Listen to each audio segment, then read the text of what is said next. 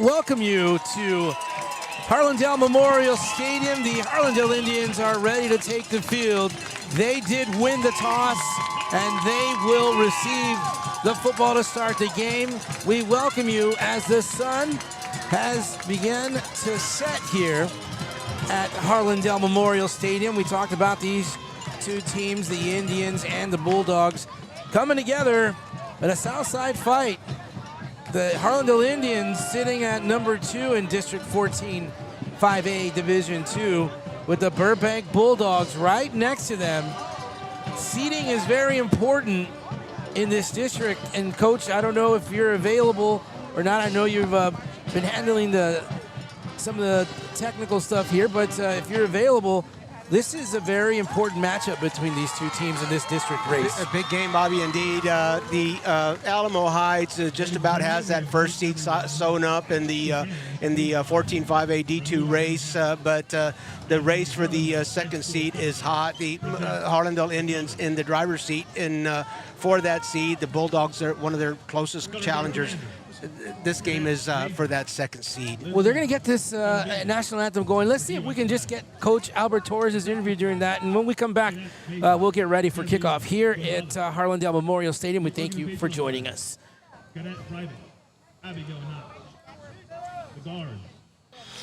We're here at Harlandale Memorial Stadium where the Harlandale Indians will host the Burbank Bulldogs in a big District 14 5A D2 football game. We're visiting with the head coach of the Harlandale Indians, Coach Albert Torres. Coach, coming off your first district loss for the Indians, it's the first time they're coming off a loss since week 1. How do you feel like the team has responded and getting ready for the challenge tonight? Well, first of all, last week, definitely was a tough challenge for us, and I'm proud of the kids because they battled all the way to the last second. So I'm really proud of the kids. Probably more proud of how they reacted this week. They had a good week of workouts.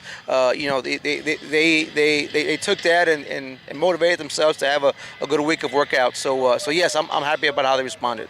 At 5-1 in district, the Indians are in the driver's seat for that second seed in the playoffs. Your closest challengers, Highlands, and you've beaten them, Burbank after Highlands. How important is tonight's win in solidifying that second seed for the playoffs?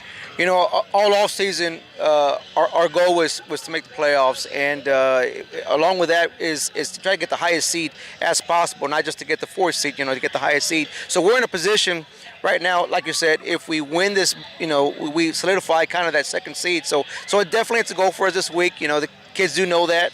It's been reminded to them of what this game means, and not to mention that. Burbank is right behind us, so they want that second seed as well. So we expect a tough challenge from them as well. Coach, we got to stream Burbank last week against McCollum. Kevin Hernandez, quarterback, he's got some wheels. What besides, and Kevin as well, what do you have in mind for stopping these Bulldogs and riding that happy bus home? There's a reason they're right behind us, and there's a reason they're 4-2.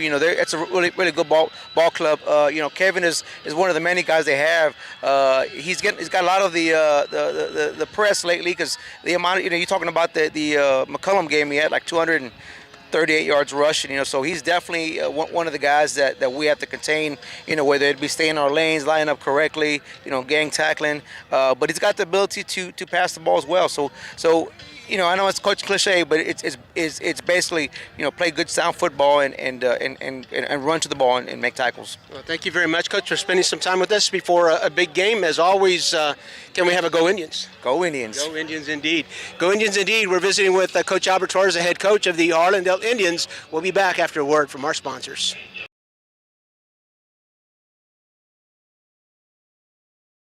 And we're back at Harlandale Memorial Stadium where the Burbank Bulldogs are visiting the Harlandale Indians in a big 28 5A football game. We're visiting with head coach Wendell Harris of the Burbank Bulldogs. Coach, thank you so much for taking time to visit with us before the game tonight.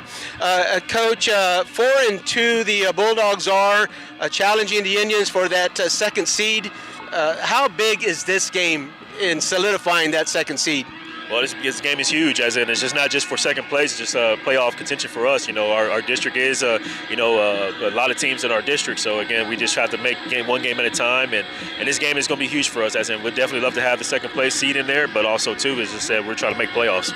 Coach, I got a little bit ahead of myself. I wanted to ask you about your team. We are in week 8. We've got game 8, got game 9 and 10 still ahead of us. Tell us a little bit about the Burbank Bulldogs and how they've met your expectations. What are some checks that you still have on your checklist to go? Well, again, Burbank Bulldogs, they're our kids, they fight, they compete very well. Again, they're proud of the South Side. Again, it's just like when we play other teams, we play the SISD teams and also Harlandale, we all look alike, again. So, again, this year, as in, it's been a team as in that we're building upon on, and these guys been executing well. So, again, we have met the expectations as in trying to make the playoffs and also just compete with everybody we go against. Coach, you're competing very well on the field, and I saw on social media the Burbank Bulldog account mentioned how well they had done in the classroom. You want to tell us a little bit about that as well? Yeah. So again, as in our goal is to get 100% passing rate for our kids, and then they did exceed that for the varsity level. We had a total of 98% as in for the program from our varsity freshman to JV as well. So we had a 98%. So successful. We won in the classroom. Again, that's things we teach outside of football. We try to encourage our kids. Academics first. They are student athletes, so we make sure they're taking care of their classroom work. We'll bring you back inside the lines, Coach. Jacob Saucedo for the Harlandale Indians. He's putting up some big numbers all year long. What are your thoughts on slowing that down just a little bit? Much respect for Jacob. We met in the 707 of the South Sand League. We saw him throw the ball there. He has a tremendous talent. So our game plan is in trying to tame him down, so not get him out of his scramble because he's deadly. And we bring you to action here. We had to cut that one just a bit short, but we'll replay that on our social media so you'll get the full thing. And here come the Indians. On the return kick, it's Michael Palomino setting up the Indians on their very first kickoff return here. So the Indians will have the football. We mentioned they won the toss and they elected to receive. Michael Palomino putting them in very good field position. And they will have the football at their own 43-yard line. Let's get the starters for the Harlandale Indians as they come out in a 5-wide receiver set here. Indians stick to the ground game here. Zion, Molina, the carry, and a first down on his first carry. No, check. Yes, he does get the first down into Burbank Bulldog territory at the 47.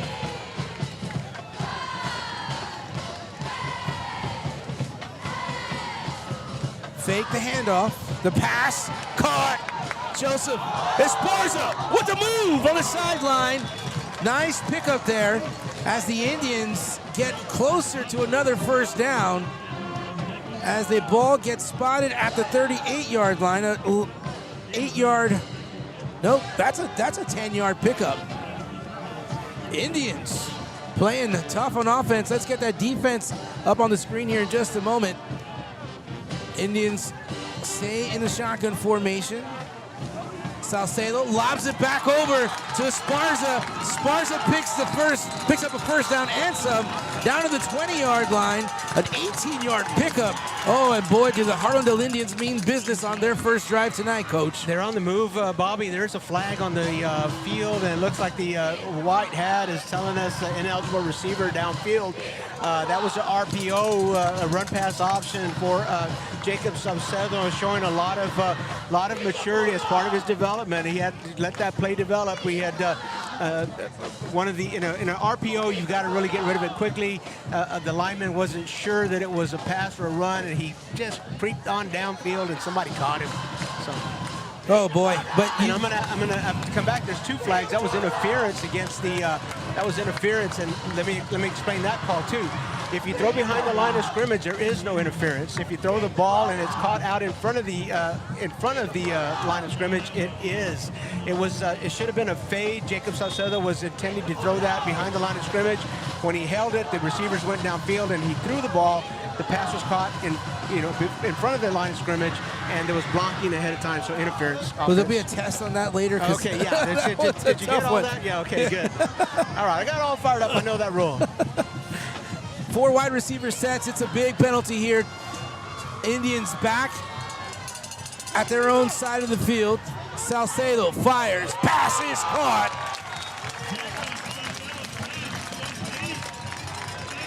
Saxon Langenberg gets the catch, picks up a majority of those those yards that were lost at the Harlandale or Burbank 35-yard line now. Well, the penalty was 15 yards, and that catch was good for 17, so he certainly did that. What a target Saxon Langenberg presents for Jacob Saucedo. Indians on their 5 wide receiver set, 2nd down and 8. They send a man in motion. That's Palomino. No! It is Jacob Saucedo on that RPO. Coach, he kept it himself and picked up the 1st down. Yes, he faked the jet sweep. It looked like it was that Palomino coming across? It was Palomino. Yeah, he put the ball in his belly. That makes the defense expand just a little bit. It softens the middle of your defense. Jacob Saucedo read that. He pulled the ball right up the line of scrimmage, right down the middle, right down Main Street. 11-yard pickup for the Indians.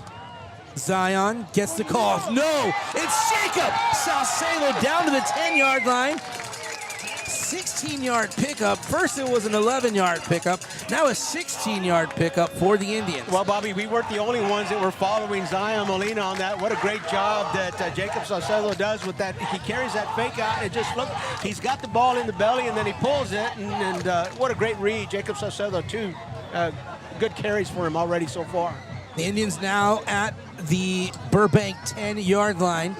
Zion does get the handoff, and this time, oh boy, that Burbank defense was really prepared there on that one as the stop was made by the Burbank defense, number 24. We are at the 8:44 mark of the first quarter. No gain on that play. Zion Molina trying to get some yardage between tackles, and just not much there. This Burbank defense, they'll hit you. We watched them play McCullum last Thursday, and they got some headhunters on that defense. Gerardo Ortega, number 24 for the Bulldogs on the defensive side. Saucedo looking, finds his receiver. I believe that's Joseph Esparza, and he gets hit on contact. That'll bring up a 3rd down and goal for the Indians. Jacob Saucedo looking for something a little bit deeper. He checked the end zone, and then he had to check down to Joseph Esparza. The Burbank defense did an excellent job of converging and coming down with Jacob's check down. No gain, no yards after that catch for Esparza. Here comes the 3rd and goal here. Whistles will blow, and that will call the play dead. Usually when they call the play dead, that's an indication it's going to be on the offense, and that is the case here. This will be the 3rd penalty of the ball game here. So the Indians were able to recover from a big 15-yard offensive pass interference call earlier. This is a 5-yard false start. It puts them again behind schedule a little bit. It's 3rd and goal. They can't make a first down here. They've got to score or turn the ball over. Out of the shotgun, Zion Molina to Saucedo's left. Rolling right, firing to the back of the end zone. The pass is caught. What a catch.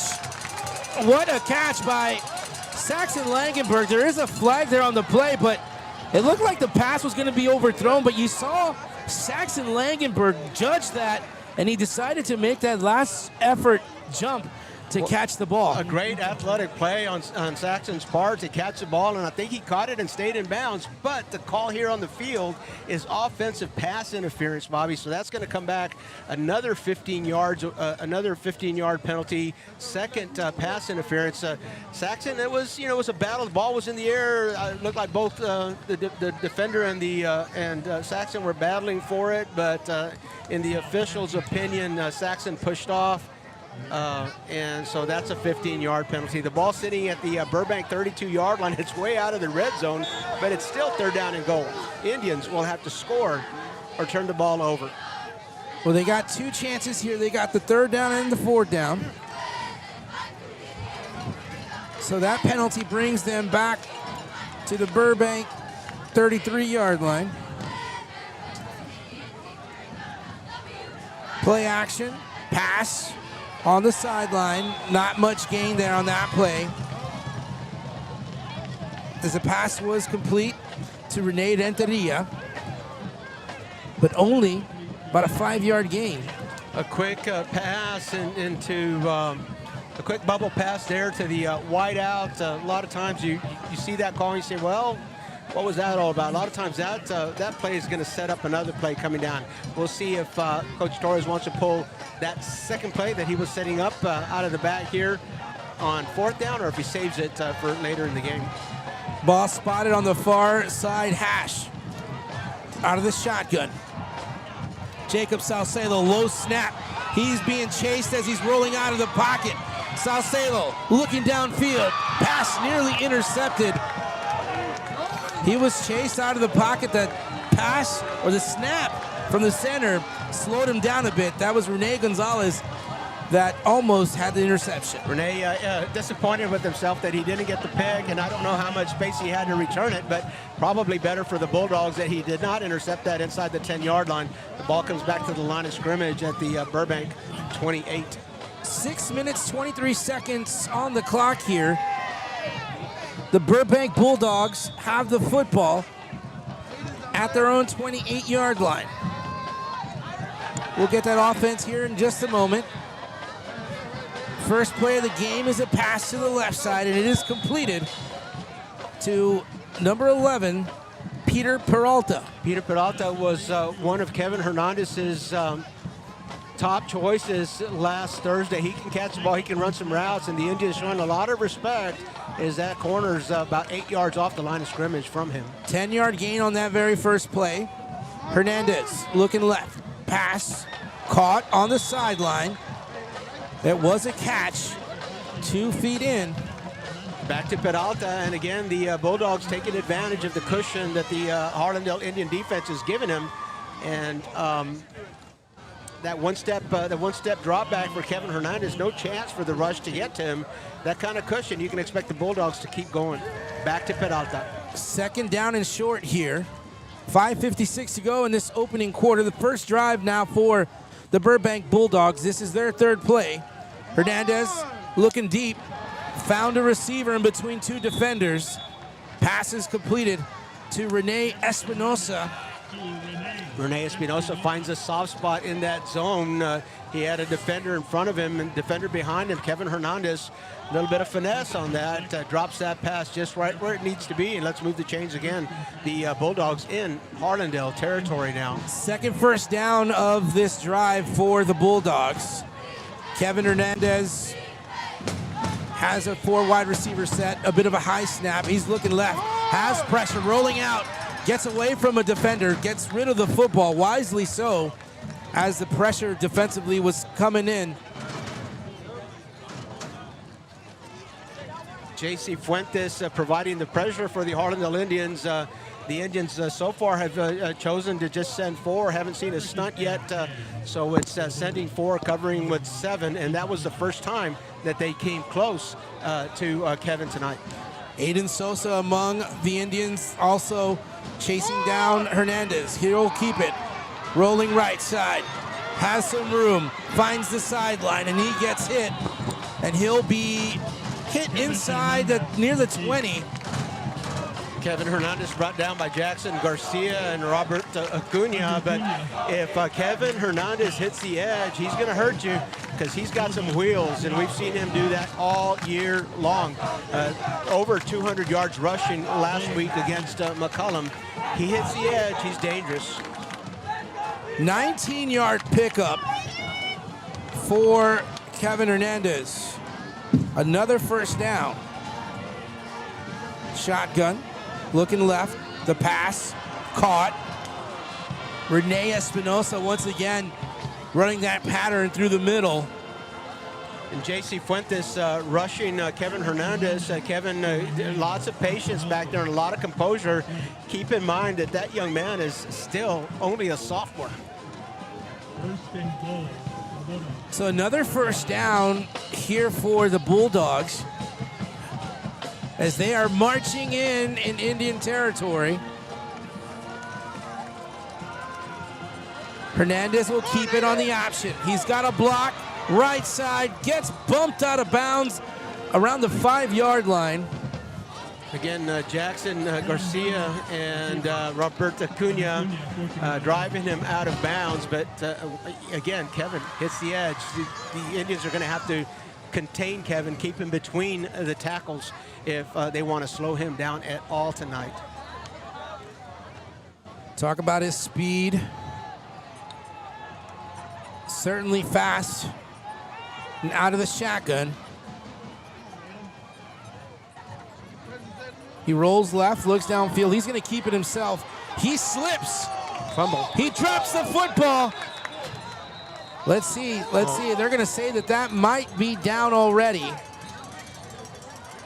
But Kevin Hernandez rolls over to his right side. He was trying to make a move, lost his footing, went down, and they're saying the ball popped out after he was down. What's the flag on the field, Bobby? Way back here on the back side of the play.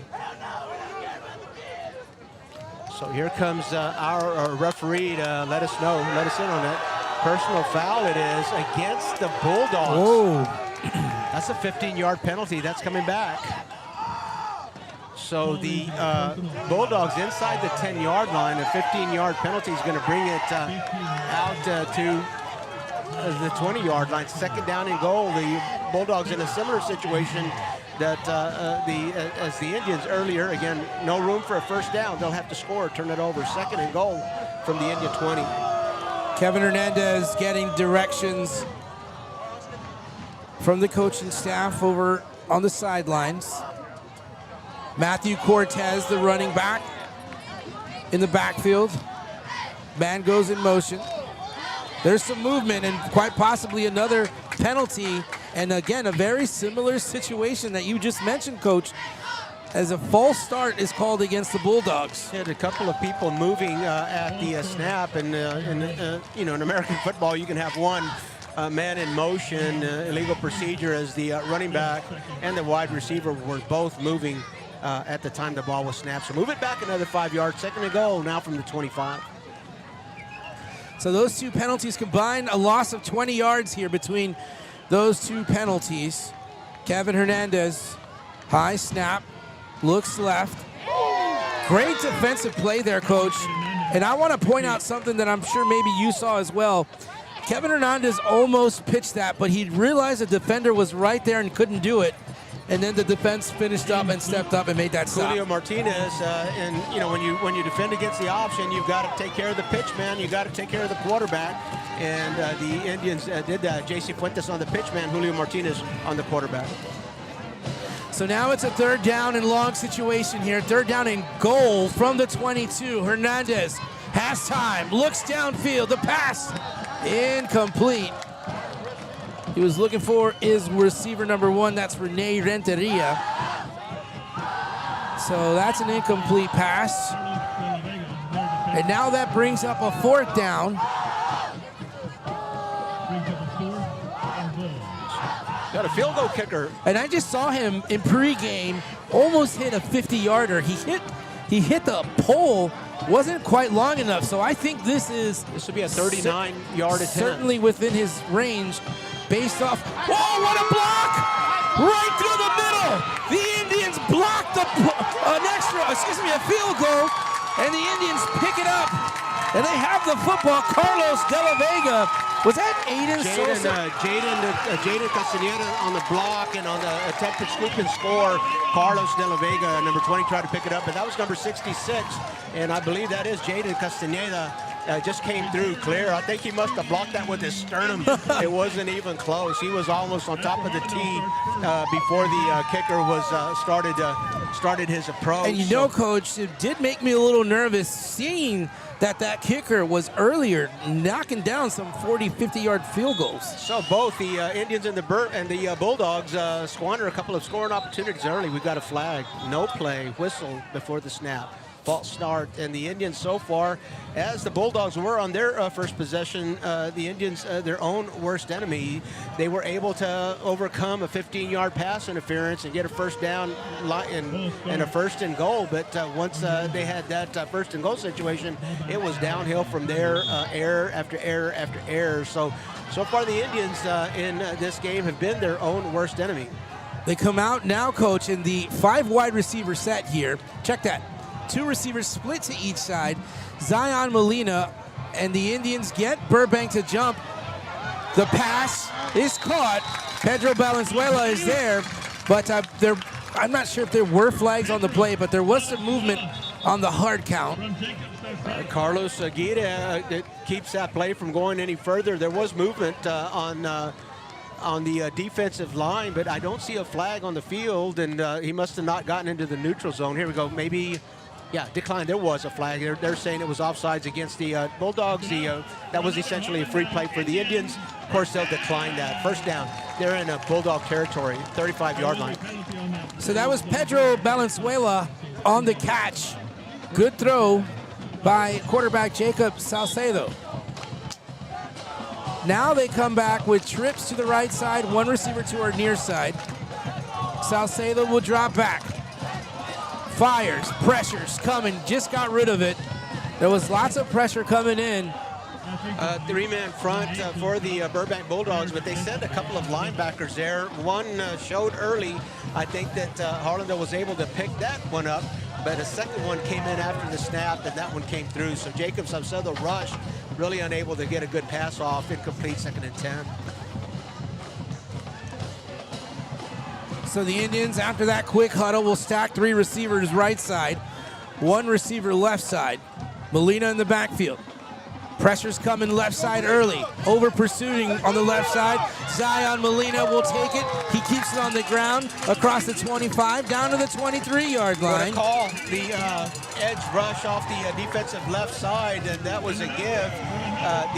The offensive line blocked down, and Zion Molina read that. He read that stun, and he kicked it out. And nice yardage out there where the linebacker was missing. So the Indians now on the move, deep in Burbank territory. Send a man in motion. Zion will get it again. Great hole opened up by the Harlandale offensive line as Zion Molina inside the 20 down to the 18-yard line. A staple of the Albert Torres Anson Cornwell offense is that jet sweep and the fake jet sweep. Again, Saxon Langenberg gets a lot of attention as he comes through that backfield, and that jet sweep is going to soften again. It's going to soften that middle up, and Zion Molina and the offensive line take advantage of that. A nice 5-yard gain. Again, it's trips to the right side. Burbank brings the pressure. Salcedo rolls out, gets away from defenders. He'll keep it himself and wisely goes out of bounds near the 10-yard line. Move the chains. First down once again. And, Coach, I know before this game we noticed that the Indians were a little bit short on that offensive line, but looks like the next man up is doing a really good job because we talked about one of the linemen, Menchaca. Justin Menchaca, he suited out and he's on the sideline, but he's a little banged up and he may not see action tonight. So here we go, man in motion. Salcedo pitches it. Michael Palomino was the man running with the ball. He got the pitch, but nothing really going on there for the Indians there. One of the very few plays that didn't pick up any yards. Actually, a loss of 4 yards. Ball spotted at the 14. The Bulldogs, yeah, the ball's at the 14-yard line. It'll be 2nd down and 12 for the Indians. No backs. Let's call the play. Burbank defense approaching the line of scrimmage. Pass over the defense. Joseph Esparza. He saw, I think Jacob had to see that the defense was coming up, and he just got it right over the defense and into the end zone. Touchdown, Harlandale. The objective there on that play on the defensive side of the ball was to get to Jacob Salcedo, and Jacob Salcedo read. There was a void. There was a hole in the donut, a hole in the defense there. Jacob Salcedo read it. Joseph Esparza filled it. Pitch and catch. Touchdown, Indians. Nico Rodriguez lining up for the extra point. Jacob Salcedo, the holder. Let's see if the extra point is good. Nico Rodriguez, the Indians have an early lead, 7-0 as they score on their second possession. You're watching High School Sports on the RC Audio Sports YouTube channel. Brought to you by Texas Revolution Youth Football and Cheer. When you're hit by a motor vehicle, there's nobody that tells you that there's most likely going to be $1 billion insurance company protecting the driver that just hit you. It's a mistake to play in traffic, just like it's a mistake to go against an auto insurance company all alone. When you get into a car crash, don't fight the $1 billion auto insurance companies alone. If you've been injured in a car crash, call Martinez and Associates today at 210-337-1111.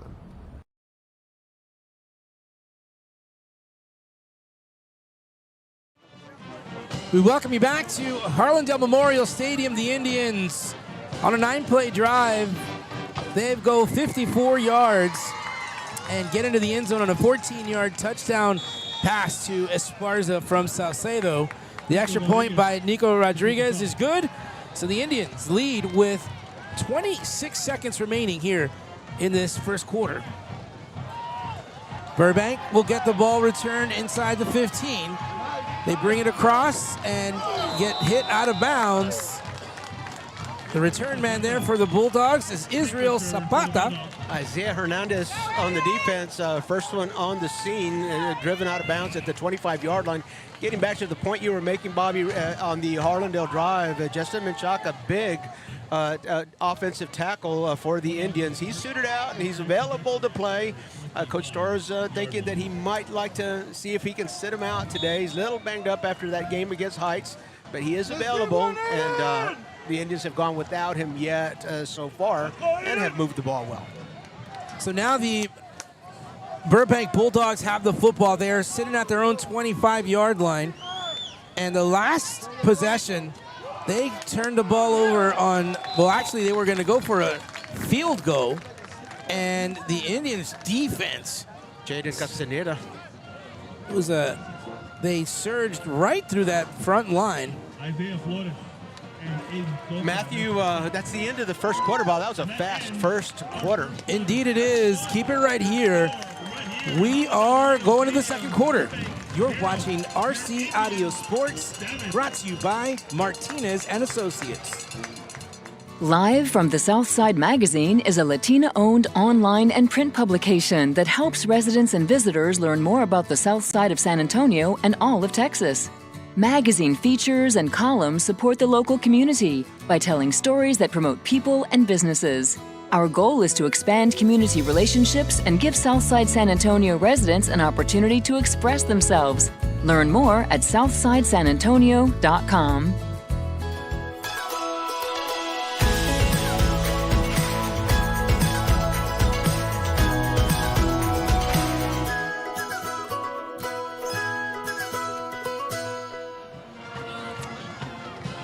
We welcome you back to Harlandale Memorial Stadium. The Indians have a 7-point lead coming into this second quarter. We apologize that we do not have the clock for you, so we'll do our best throughout the broadcast to tell you where we are at as far as time is concerned, as the second quarter is just now starting. From the Burbank 27, Hernandez looking deep, the pass a little bit too hard, looking for his receiver, Rene Renteria. The pass is incomplete. Kevin Hernandez throwing that just out of reach. Fonseca for the Harlandale Indians. The corner, Jacob Fonseca, in a pretty good spot there, but the pass was not catchable. So that's going to bring up a third down here. Third down and 8. Very versatile quarterback the Burbank Bulldogs do have. Great word, Bob. Very versatile. Out of the shotgun. He's going to keep it himself. He's got a block, stretching it out towards the sideline. Finds some room and stretches the football to try and get enough for the first down. It looks like he does have enough to pick up the first down, and that's what we're talking about. The power that is Kevin Hernandez. He just has those big play capabilities. He was a wide receiver as a freshman. Coach Harris tells me that he saw a lot of leadership in him, and thought that he belonged there in that quarterback spot, and he moved him over. Still only a sophomore. I'd say Coach Harris was spot on there. doing a great job as the Bulldogs quarterback this year. Indians defense playing up. Handoff, left side, across the 40. Picking up the speed to 45 on the other side. Cortez, the running back, with a burst of speed, coach. He got across midfield and into Harlandale territory, but there is a flag on the play. We do have a penalty marker on the play. Personal foul again, face mask against the Indians, so tack on another 15 yards to the end of that play. That's at the 35-yard line. That's going to get a 37 probably to the 22 if that flag was accurately thrown at the spot of the foul. So again, the Indians, I believe this is the third penalty the Indians have had of the 15-yard variety. They're not going for that 5-yard penalty tonight. They're getting some 15-yarders. 33-yard run. Add that 15 yards. That's a total gain of 48 yards right there on that play.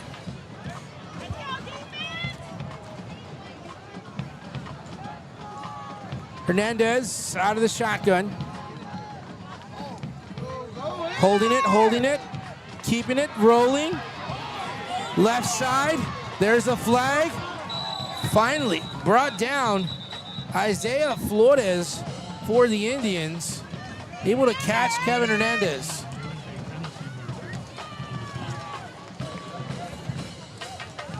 Well, we're sitting right next to the Harlandale Indian booth coaches, and I heard him call out holding. I didn't see it, but I heard him call out holding right before that flag was thrown, so I'm going to give him the benefit of the doubt as the Bulldogs walking back, and the official agrees with Coach Cunningham, who's over here right next door to us, and he called it from up here. A 10-yard penalty will replay first down. It's 1st and 20. Let's go, Wayne! Perhaps that was Matthew Garza on the tackle. Number 46. 1st and long, 1st and 20 from the Harlandale 31. Matthew Cortez gets knocked out of bounds, but not before picking up a good chunk of yards. You used the word versatile to describe Kevin Hernandez, and Matthew Cortez is very versatile as well. He can run. He's got some good hands, and you'll see him in a pass route here eventually today.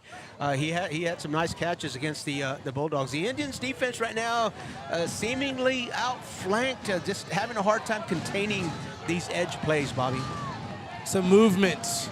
Hernandez rolling right, being chased by Sosa. Hernandez has to take it himself. Picks up another chunk of yards inside the 15-yard line. Again, you see the rush coming from inside the tackles, but there's nobody on the outside, on the edges, holding Kevin Hernandez in the pocket, and he's escaped a few times. The Indians have had some nice rushes, but he's been able to escape that rush and just get to the corner. That's a 20-yard gain there. That was a big one for Burbank and Kevin Hernandez. 3rd down and short.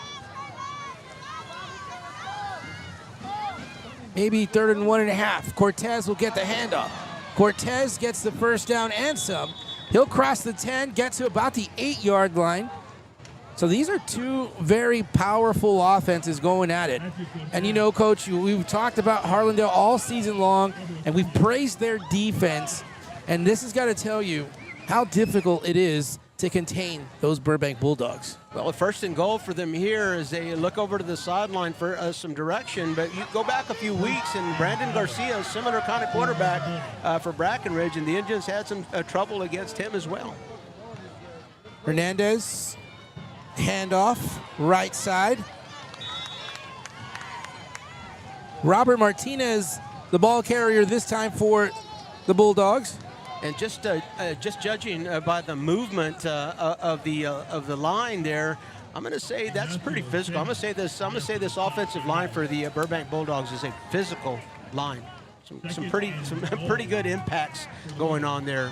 Well, you know they've got to be if they're holding up that defensive line for the Indians. Out of the shotgun, it's a high snap. Hernandez looks left. Good defensive coverage there by the Indians. Jacob Fonseca taking a shot at that. It was going to be a, it's going to be a comeback route and a comeback on the outside for Renteria. Bulldogs Renteria, and that's a tough play to defend. Jacob Fonseca lays out and makes sure that pass wasn't caught. So here we go, 3rd and goal from the 3-yard line. Let's go, Raiders! One receiver split to each side here for Hernandez. Very dangerous Hernandez. He'll take it, he'll run up, and he'll get into the end zone on that 4-yard touchdown run. So right down the field, the Burbank Bulldogs employing a similar strategy with their offense as well, faking that, faking the give as the wide receiver comes across Kevin Hernandez's face. We've talked about how that softens up the middle of the middle of the defense, and Kevin Hernandez took advantage. Right down Main Street, touchdown. 9:51 to go here in this second quarter. The extra point attempt, that's blocked. The Indians get behind it. And here the Indians do pick up the football, but the Indians will be brought down. Jacob Fonseca very alertly picking that up and tries for a scoop and score. If he could have returned that, that would have been good for 2 points for the Indians. So that was a savvy play there. Blocked the extra point. The extra point conversion is not good. The Harlandale Indians hold on to a 7-6 lead here. We've got 9 minutes and 51 seconds to play in the second quarter. You're watching RC Audio Sports, brought to you by Rufio Solar. Solar is the fastest growing energy sector in the world. At Rufio, we believe in sustainability and renewable energy. If you're looking to reduce or eliminate your electric bills, increase your property's value, and reduce your carbon emissions, we've got you covered. Call us at 833-674-7663 or visit us at rufio.com.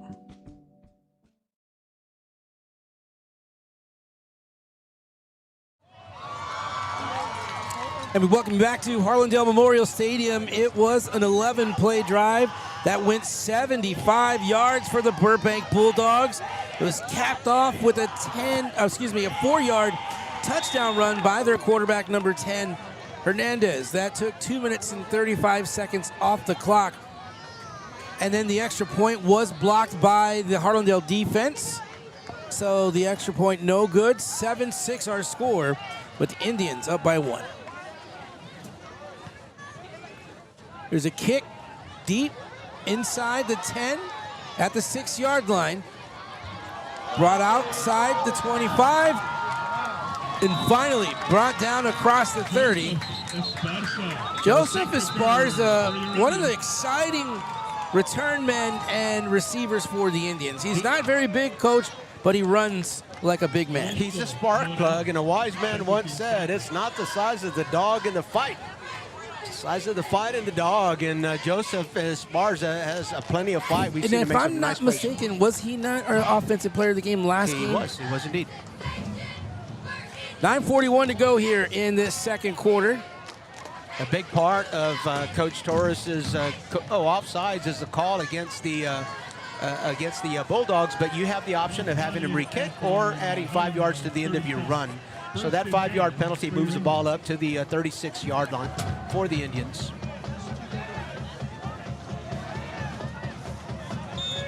All right, 5 wide receivers set. The Indians are ready to take care of some business here as they try to respond. As Palomino goes in motion, he'll get the handoff. And he'll get right to the 39-yard line, we'll say. 3-yard pickup for the Indians. Just nowhere to go for the Indians on that play.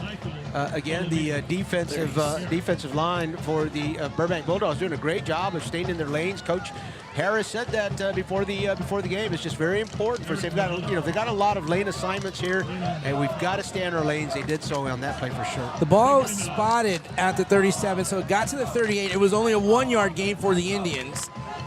Madden goes in motion. Salcedo looking left. Now he's looking right. He's got to scramble. Looking downfield. Gets rid of the football. And the pass is incomplete. A little bit short. He was looking for Zion Molina. So that's going to bring up a 3rd down now for the Indians. On this defensive series, the Bulldogs have taken some of that second level rush out of their game plan. It was a 3-man rush. Jacob Saucedo had a lot of time, but 8 men in coverage, nowhere to throw it. Bulldogs were burned on that one last time. Here comes the pressure from the outside. Wide open Saxon Langenberg. That was overthrown just a tad bit. Saxon Langenberg, we saw earlier, does have some ability to jump there, but that one was just a little bit out of reach, even for Langenberg. Jacob Saucedo, he knows. He dropped his shoulders just a little bit there and pats himself on the chest. He says, my bad. We'd like to have another chance at that one. Saxon, pretty good target there, wide open, unable to connect, but that happens. So the Harlandale punt team is on the field, and they'll have to give the ball up to the Burbank Bulldogs here. Burbank back at their own 30-yard line. What a great punt. That punt is sailing inside the 10-yard line, and it will be stopped at the 8. Special teams coach for the Bulldogs, I'm sure, is going to have a little conversation there. You just hate to see a return man allow the ball to do that. Jacob Saucedo really does a good job of kicking away from the return man, but you got to be a center fielder back there, and if you can't catch it in the air, you want to give it one bounce. Jacob Saucedo placed that very well. The Harlandale bounce puts it inside the Burbank 10-yard line. So a long way to go for the Bulldogs. We'll see if the Harlandale defense can capitalize. 8:38 to go in the second quarter. Burbank has the football, as Coach said, at their own 7-yard line. Right before this, the offense went 11 plays, 75 yards for a touchdown. Kevin Hernandez and company now. Send a man in motion. Hernandez, he'll keep it himself. Right side. Hernandez out of bounds. There was a big hole there at the end of that, or on the left side. On the left offensive side, on the right defensive side, and Kevin Hernandez dips inside. There was no flag. Looked like there might have been a hold on the edge. The officials didn't see it or didn't think it was consequential enough to merit a penalty. First down, Bulldogs. 14-yard pickup for Hernandez and the Bulldogs. They move the chains and get themselves a little bit of breathing room. Here comes Hernandez again with the personal protector. And again across the 35. Blocking downfield by Rene Espinoza.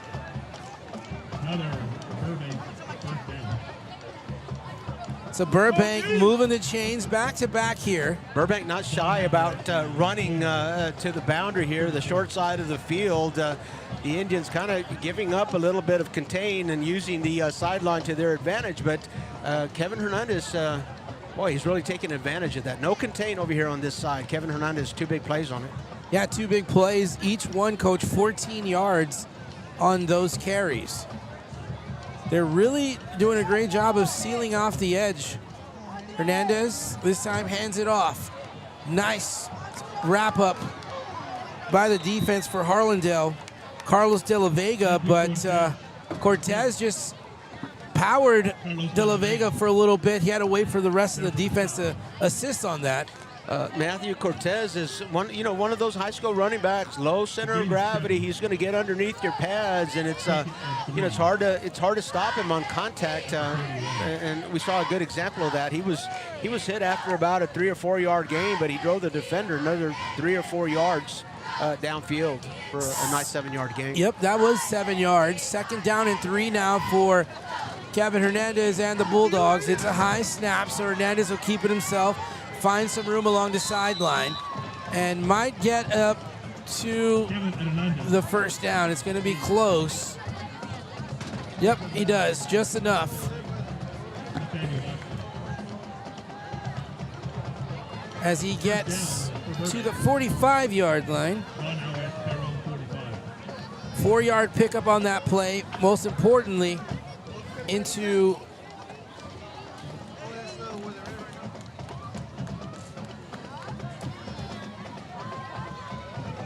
inching closer into Harlandale territory. Send a man in motion. Fakes the handoff. Down the field. Rene Renteria gets the catch. and Jacob Fonseca there on the coverage. Great protection by the Burbank Bulldog offensive line. Kevin Hernandez had plenty of time to look downfield and really nobody around him. So 11-yard gain, another first down. They've got four first downs on this drive, and there's 6 plays on this drive. This being the 7th play coming up. Indian defense rushing 4. Handoff, left side, tackle made, inside the 40. Actually inside the 45 on the 41-yard line. This time we see Isaiah Flores, this time supporting the edge. J.C. Fuentes on an inside stunt, and Isaiah Flores coming outside. Still a 5-yard gain, but that was, I think, the best that the Indians have done of holding the edge over here on this side. Now they've moved Nico Rodriguez over here to give J.C. Fuentes even more support on the right side. High snap. Kevin Hernandez will keep it. Rolls right. I believe that was Jackson Garcia on the tackle. I could be wrong there. Yep, I think that was Jackson, who flew right over from the opposite side of the field to make that stop. If that was a call from the sideline or a call at the line of scrimmage, whoever did that, got to give them kudos. The Indians shoring up the defense over here on the right side. The Bulldogs going opposite, and just shy of a first down. Probably, not sure we're close, but probably 4-down territory here if the Indians can force a 4th down. 4-yard pickup there for the Burbank Bulldogs. We have 5:42 to go in this second quarter.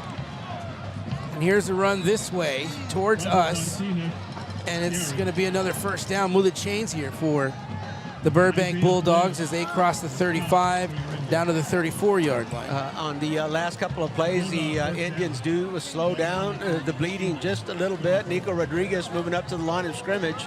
He was on the right side last time, and this time he's moving over to the left. Looks like they might be playing him on the wide side.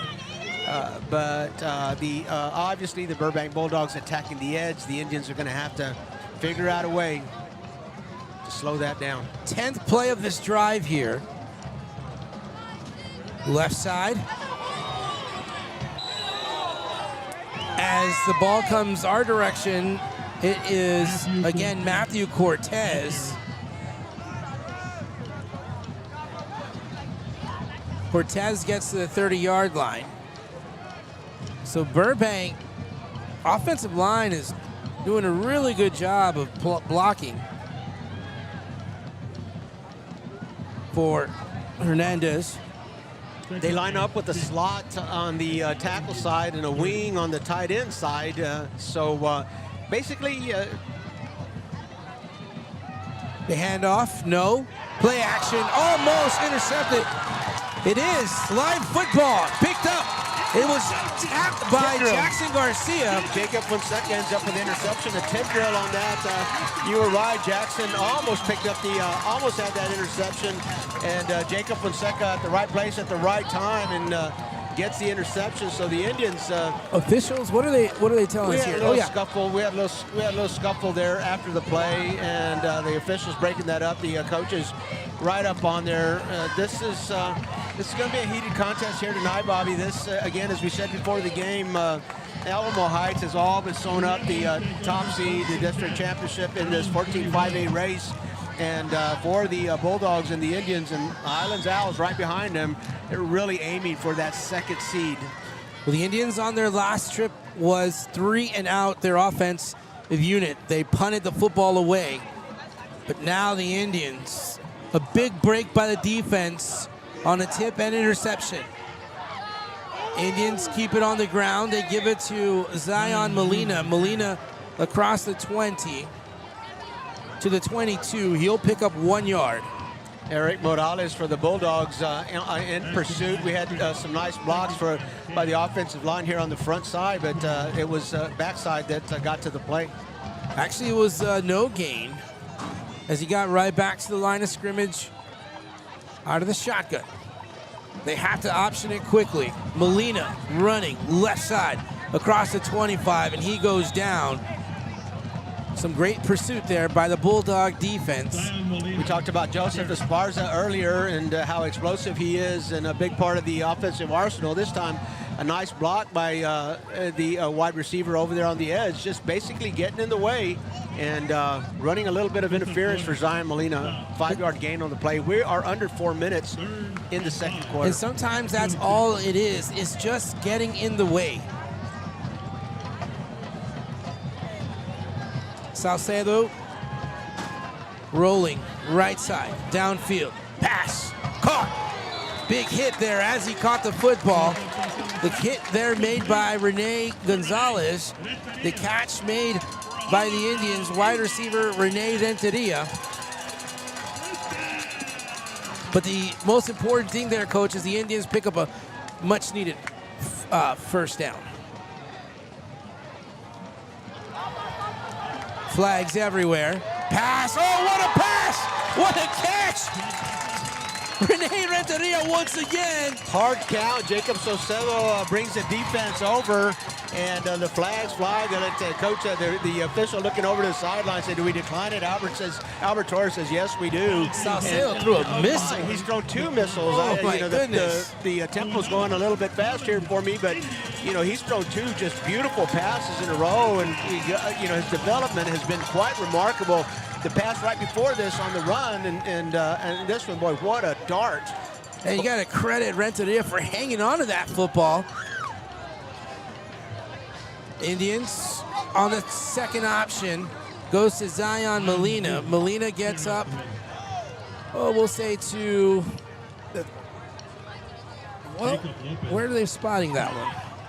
Looked like he got some forward progress on that, but maybe the handoff was behind the line of scrimmage. Big 52 for the Bulldogs was Jacob Lopez, and I think he saved a big play. 2:38 in the second quarter. Here come the Bulldogs. They're pursuing defensively. Deep pass looking for Renteria. Pass is incomplete.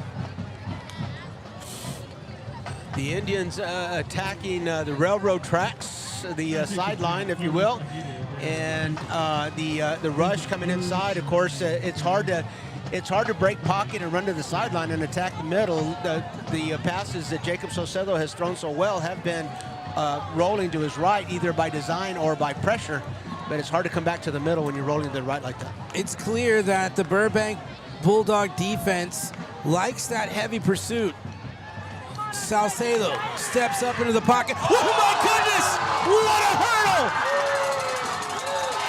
We've seen just about everything from Jacob Salcedo, but not yet. He hurdled 2 defenders.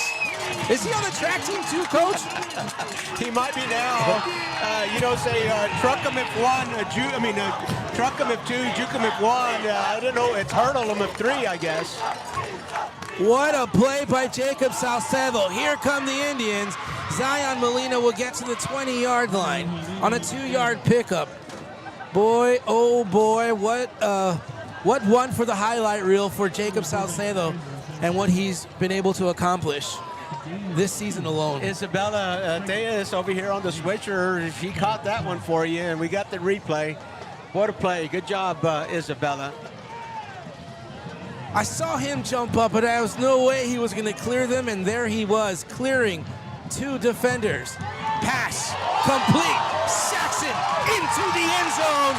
Saxon does what he does, gets the ball, and he goes into the end zone. Oh, there you go. That's by the textbook. You juke him at 1, you truck him at 2. Jacob Salcedo just taught us. You hurdle him at 3. But a nice little juke there by Saxon Langenberg. He's in the end zone, and the Indians have a 13-6 lead now with 1 minute and 20 seconds left to go in the first half, lining up to make it a 14-6 lead. Are you not entertained? How about that drive? What a drive by the Indians as they are getting ready to top off this touchdown here with Nico Rodriguez. Some movement. Well, that time you've got to blow it dead. It looks like it was offsides against the defense, but he was not only in the neutral zone, Not only did he make contact, he was in the Harlandale Indians backfield.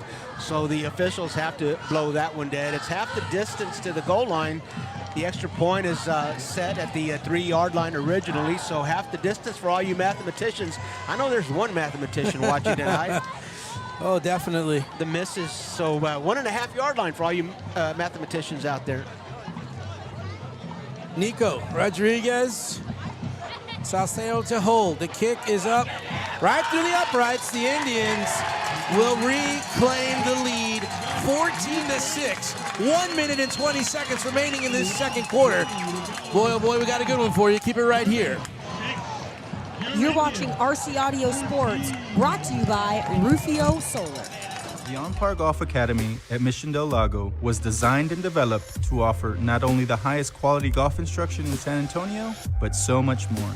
With its experienced staff and its TrackMan indoor and outdoor training facility, On-Par Golf has the capability to meet all your golf improvement needs. From its junior golf programming to its entertainment and hosting services, OPG has got you covered. So if you're ready to take your golf game to the next level, come see us at On-Par Golf.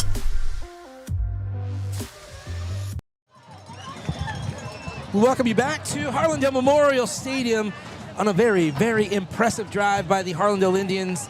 They went 79 yards. Took them roughly 3 minutes and 21 seconds to do it on a nice 20-yard pass to Saxon Langenberg. Saxon Langenberg, how long was the play? How long? Was it a touchdown play? 20 yards. So about 10 yards on the catch and then 10 yards after the catch. Burbank. And, you know, this is the one thing that gets us, concerned. You know, the Indians were very fortunate to create that turnover on the last drive because Burbank was doing a fantastic job of moving the ball against his defense. So the Indians having to capitalize on those things is the reason they're up currently, but you cannot count these guys out.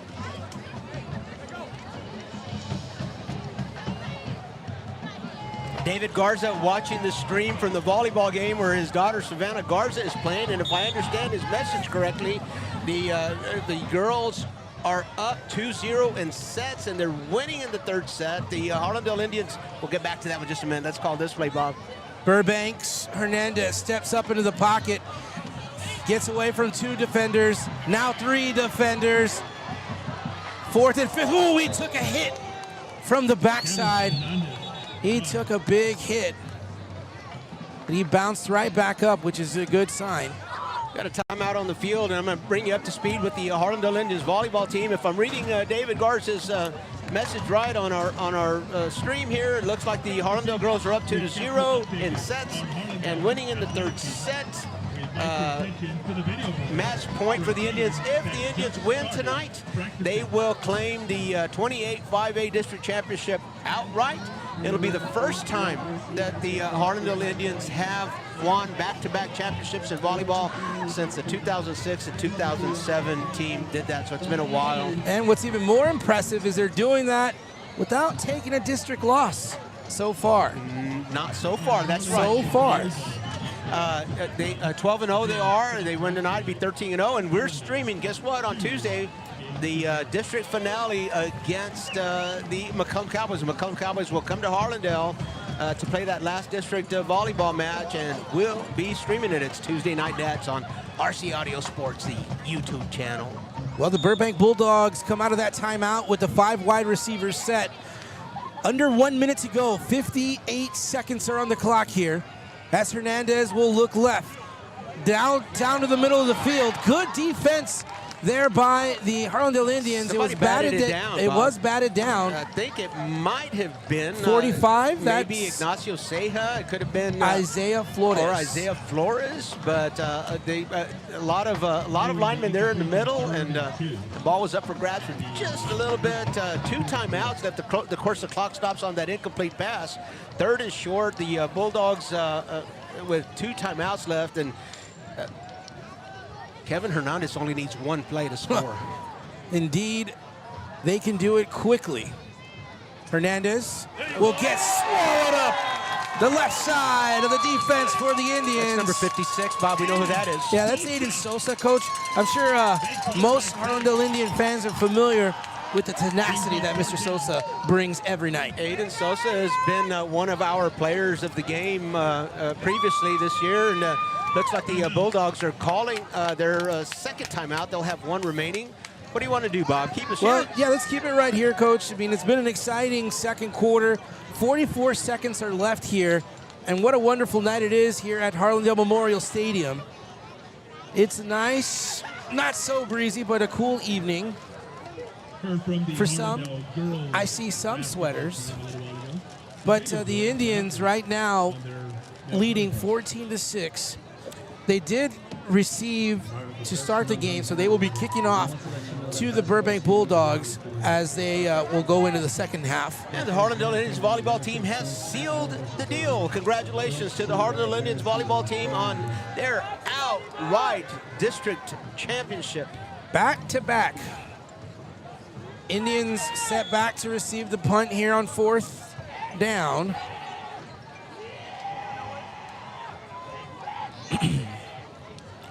There's the punt. Nice high punt. It will be returned.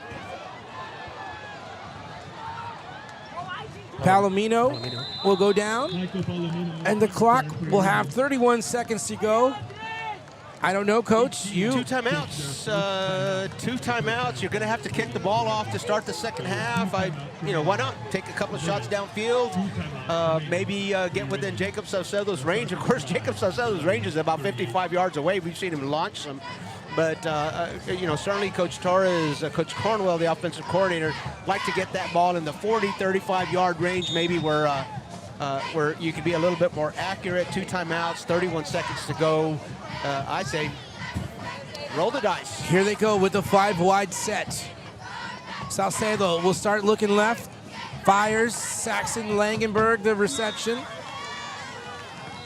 So it's a catch, and a timeout will be taken. We'll continue to keep it right here.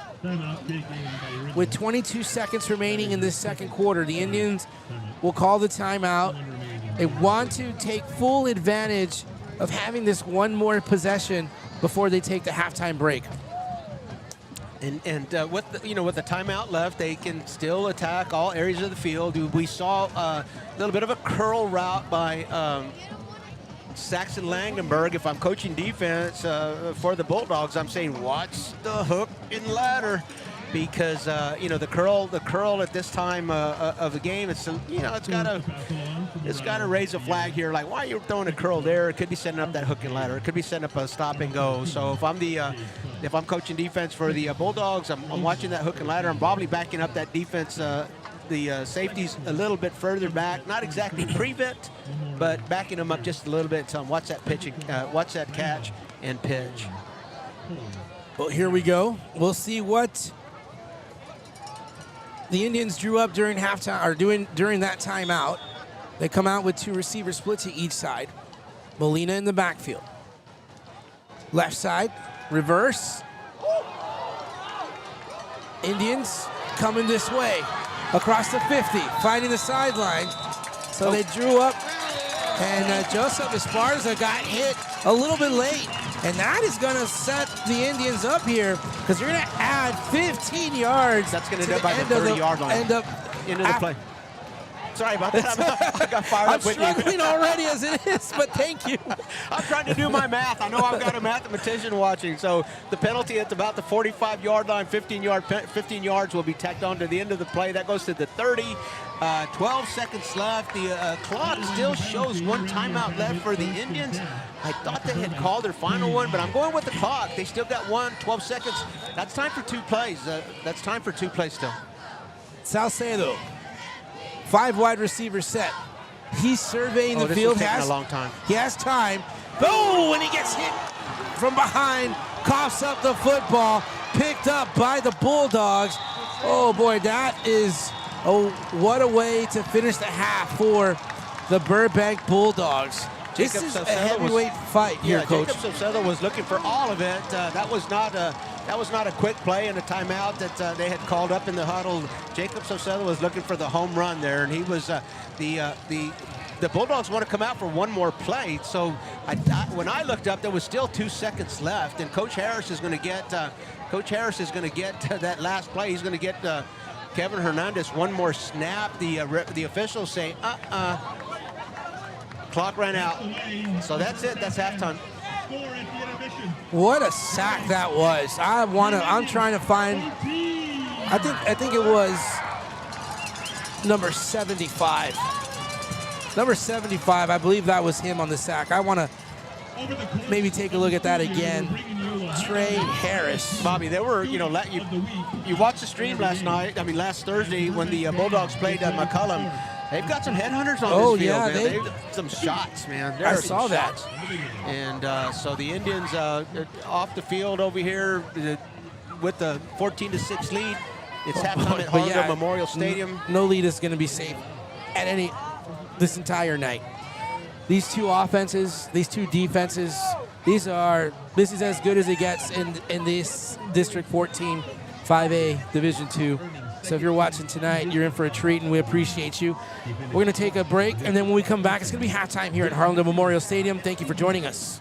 You're watching RC Audio Sports, brought to you by Martinez and Associates. It started in 2019 with Texas Revolution Youth Football and Cheer. It was inspired by my late sister, Patricia Galaxy Mora. She had passed away. Before she had passed away, we had conversations about starting my own organization. Right now, our actual motivation is to get these kids to the next level as far as getting ready for middle school and high school football. Our plan for Texas Revolution is not only teaching them the fundamentals of football and cheer, but it's also teaching them how to be great young men and women, providing for the city south side and also raising them right. No pass, no play. Being here and being very respectful to their coaches, to their moms, their dads, their guardians. And that's what we strive for, is to raising the next generation of athletes, but also great men and women too as well. Look us up on Facebook too as well for any questions or any concerns that you may have as well.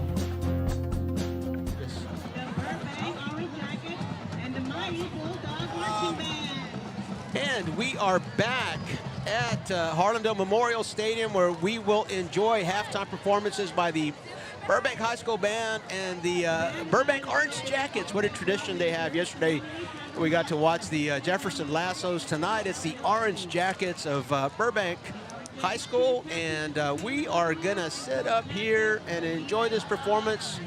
We've got our cameras aimed at the field, and I am gonna mute my mic. Let's enjoy halftime.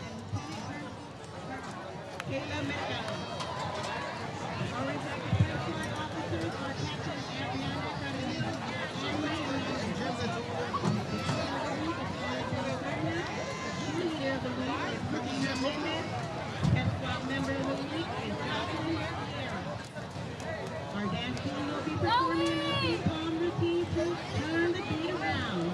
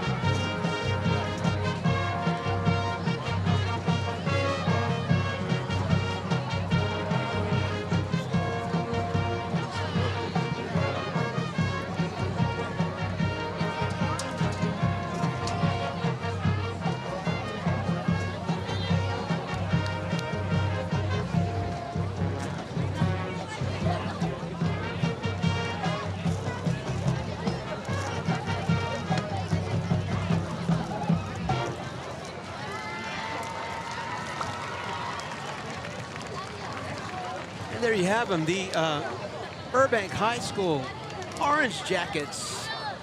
Back in the day, I remember when the Orange Jackets served as ushers, usherettes, if you will, for the stock show and rodeo.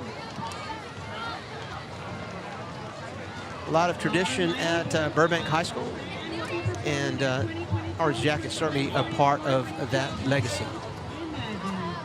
Next up is the Burbank High School band as they set their props up, their flags, and get in position to perform.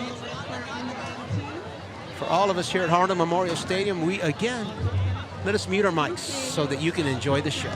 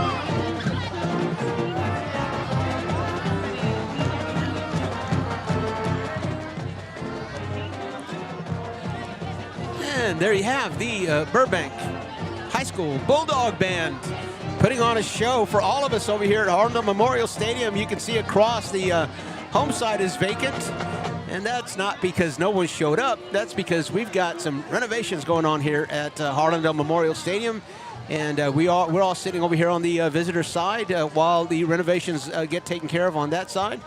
We can't wait. The district administration has, tried to inform everyone that regardless of when they got started, this was going to be about a year-long project. So a football season, was going to be a full cycle of seasons was going to be lost. The construction could have started after football season, but it would have been next season that they would not have planned to be finished by. So it was this season or that season. It was this season or next season. And let's do it now. Let's get it over with, and let's look at the renovations that we have coming. So again, we're all in with it. This was a bond. This was made possible by a bond issue. An overwhelming support by this community, showing a lot of confidence in the leadership and of this district. And again, just real pleased to be a member of this community and looking forward to some great things to come. So the Burbank Bulldogs have cleared the field, made way for the Harlandale Indians, and this is the performance by Kitty Camp, the dance and cheer Kitty Camp that was held last weekend. And look at the turnout that Harlandale had.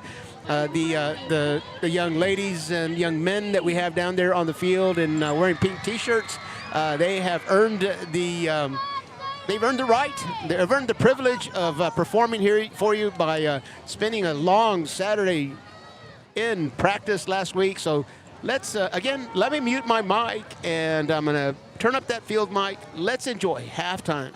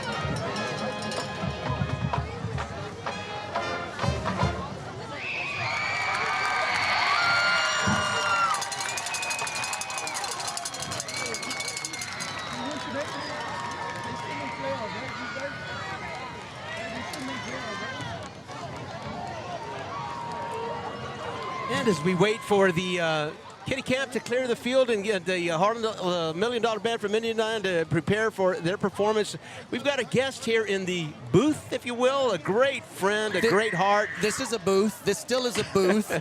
I mean, we're beyond the velvet rope, so to speak, here at Harlandale Memorial, even in the year of this baby Jesus 2022. It's Maury Vasquez, who's doing some great work for San Antonio ISD these days, and the communications office, and he's here representing SAISD and getting some footage on Burbank. Tell us what you're doing here, Maury. Yes, well, it's the old, we like to provide for the fan base a little behind-the-scenes type of video content. where, especially on our San Antonio ISD TikTok channel, which is outstanding. Go check it out and follow it. It's phenomenal. But among the many things we do, we take the fan on the field, into the huddle, into the timeout. What are the coaches and players saying to each other on the field while we're sitting here in Harlandale Memorial Stadium and watching this game? That's what we like. NFL films. There you go. We try to, just you're behind the scenes, the ultimate all-access field pass. Nobody does it better than Maury Vasquez. We're so happy for you, Maury. We're happy for SAISD that they've got somebody like you working for them. But Maury Vasquez is a Harlandale, a citizen of Harlandale ISD. I live here on the south side. I'm looking beyond the fence there. I can see where my house is over there. There it is in the, I call it the, I'm not going to say what I call Ashley Heights. Ashley Heights, right there off of Ashley. And I'm so close, and I drive by Harlandale Memorial Stadium every single day. So I see it sunrise, sunset, and it's beautiful. I'm a proud Southsider. And again, what a wonderful year for the Harlandale Indians. I mean, these guys, they're scoring points. Right now, it's a tight game right now.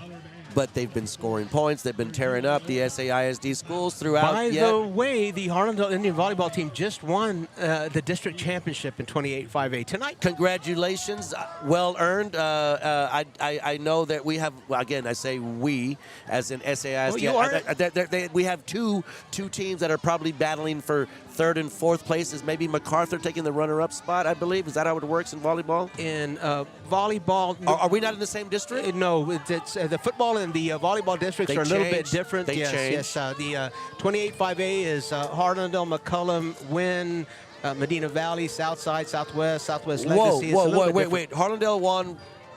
Lady Indians won the volleyball district title over Medina Valley. Southwest was the closest challenger, and they beat them tonight in 3 straight sets. Me and you and anybody that has watched anything about volleyball knows beating Medina Valley is a feat. Congratulations to the Harlandale Lady Indians. Thank you, Maury. I just couldn't pass up a visit with you. Where's Bobby Mendez? I thought I was going to be able to get his autograph. Maury, we're going to take you to the field for the $1 Million Band. They just is that their name? The $1 Million Band from Indian Land. Band director is Rush Gongora. Straight ones at UIL, and they've advanced to the area. So let me mute my mic. Maury, I'm muting yours as well. Let's enjoy the show.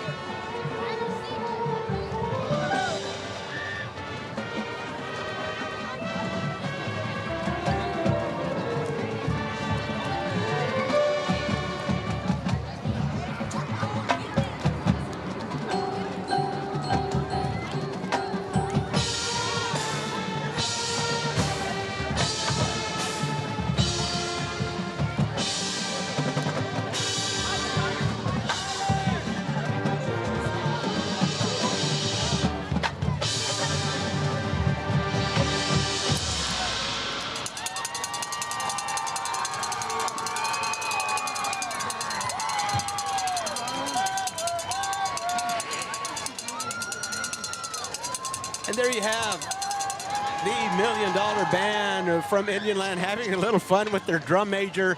The $1 Million Band from Indian Land scored straight one sweepstakes in this most recent UIL contest, and they've advanced to the area round. Band director Russ Gongora, very proud of his band. Tisha Bonilla, an assistant at Harlandale as well. They've done a great job and certainly enjoyed every halftime performance this year. They will perform tomorrow, Saturday, at D.W. Rutledge Stadium at 11:15. And you know, the great thing about band contests is if you're like me, you love high school bands. We enjoy them at a parade. And sometimes sometimes you're sitting in a spot, the band come by, and they're not all playing at the same spot. You go to a contest like the one tomorrow at D.W. Rutledge, you get the full show every time. The Harlandale Indians, the $1 Million Band from Indian Land, will take the field at D.W. Rutledge Stadium tomorrow at 11:15. Show some support, show some love. This is a great band. We're at Harlandale Memorial Stadium, and Bobby Mendez has made his way back from his Memorial Stadium travels at halftime. And Bobby, what did you learn? Did you learn anything? Well, I learned that high school football is still a great place to be on a Friday night. Isn't it?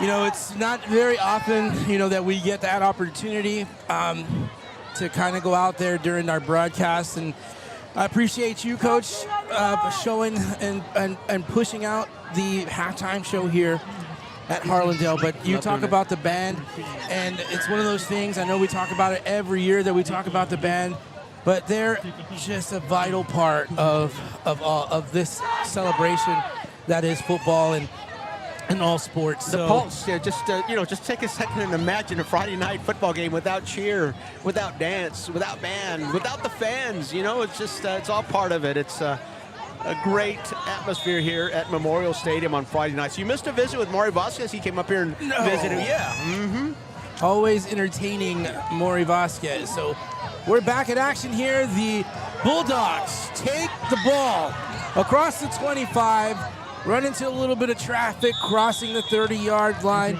and there they will begin their second half of play. And we're in for a dogfight. Well, a dogfight indeed, Bob. And if that return is any indication, Coach Harris has got these dogs barking. Boy, number 13, Israel Zapata, would not go down, and that was an inspired return all the way beyond the 30-yard line. The Bulldogs will take possession here in the third quarter, trailing by 8. 14-6 is the score. Kevin Hernandez leads the way for the Bulldogs. He will keep the football. Rush to his left side. The defense for the Indians does a fantastic job of roping him around and taking him out of bounds. Believe that was Fonseca. Or De La Vega.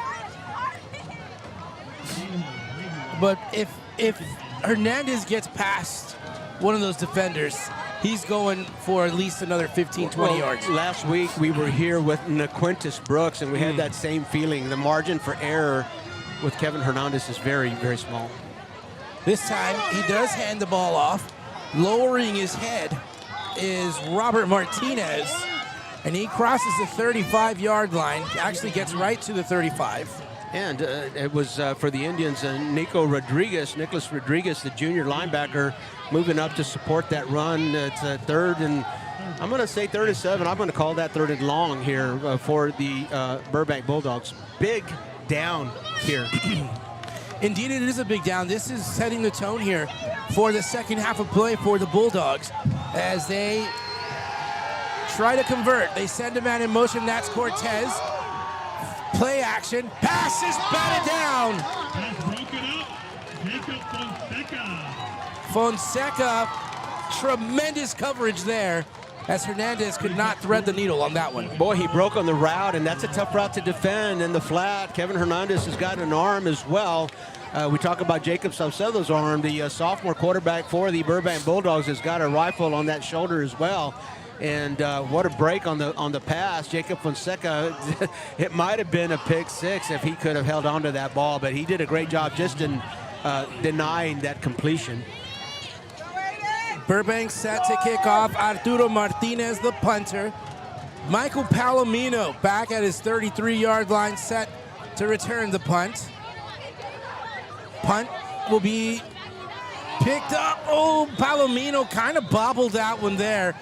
Lucky to fall on top of it.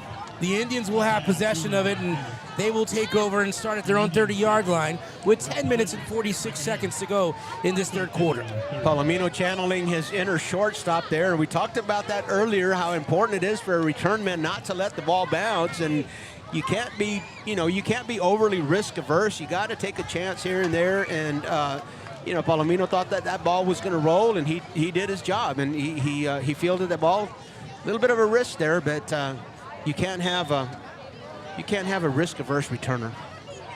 Ramsey Chavarria, I believe, was the defender for Burbank that made that last sack on the defensive effort for the Burbank Bulldogs.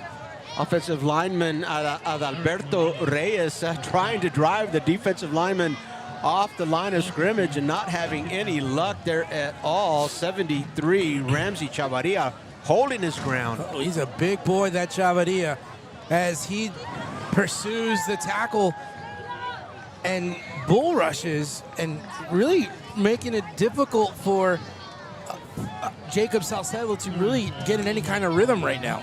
The little bit of miscommunication between Saxon and Jacob Salcedo. I don't think Jacob saw that cover in the middle of the field, and he let Saxon a little bit. Saxon says, nah, that's not catchable, and let that one go. Out of the shotgun. Third down here for the Indians. Pass intercepted. No.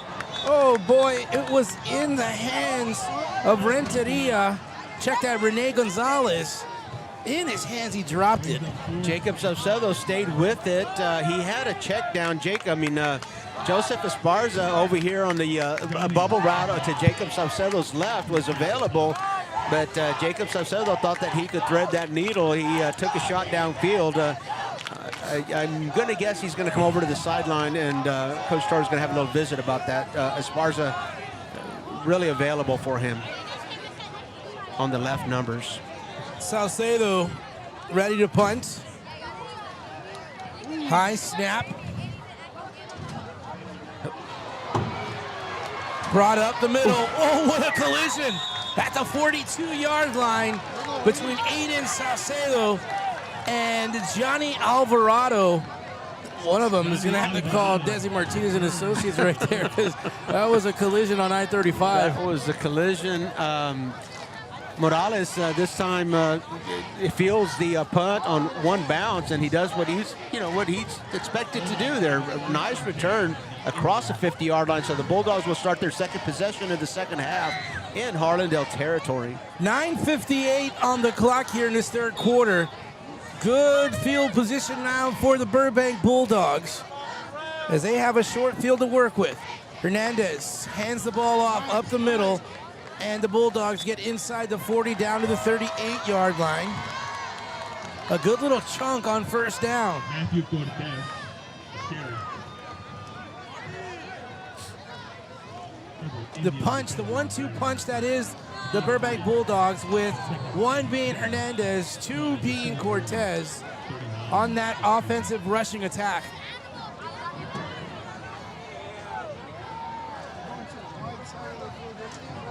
.924 in this second quarter. Cortez in motion. Hernandez steps up, has room, gets away from a defender, crosses the 10, finding the corner, into the end zone. 39-yard run. 39. Well, my goodness, that's just what we talk about when you talk about this Burbank Bulldog offensive unit. Well, that was a call to quarterback draw, and very similar to our Texas Revolution Youth Football and Cheer play of the game last week. Burbank, Kevin Hernandez scored that to take the lead against the McCollum Cowboys. The Bulldogs held the lead for sure, for good. But, there again, the margin for error when Kevin Hernandez is on the field is very small. The Bulldogs lining up for a 2-point conversion here. The Bulldogs looking to make up that last extra point not going. Cortez gets wrapped up. Nico Rodriguez, one of the defenders. And number 54, the Harlandale Indians, Ignacio Ceja. You're watching High School Sports on the RC Audio Sports YouTube channel. Brought to you by... Life has prepared me for this. The reason I'm a trial attorney is because I truly believe that's what I was meant to do. We do what we do because we've been given the God-given ability to do it. We're able, we have the ability to stand in front of a jury and help people out. I have my reasons, upbringing, things that have happened in life, things that have either turned you into a fighter or make you hate unjust causes.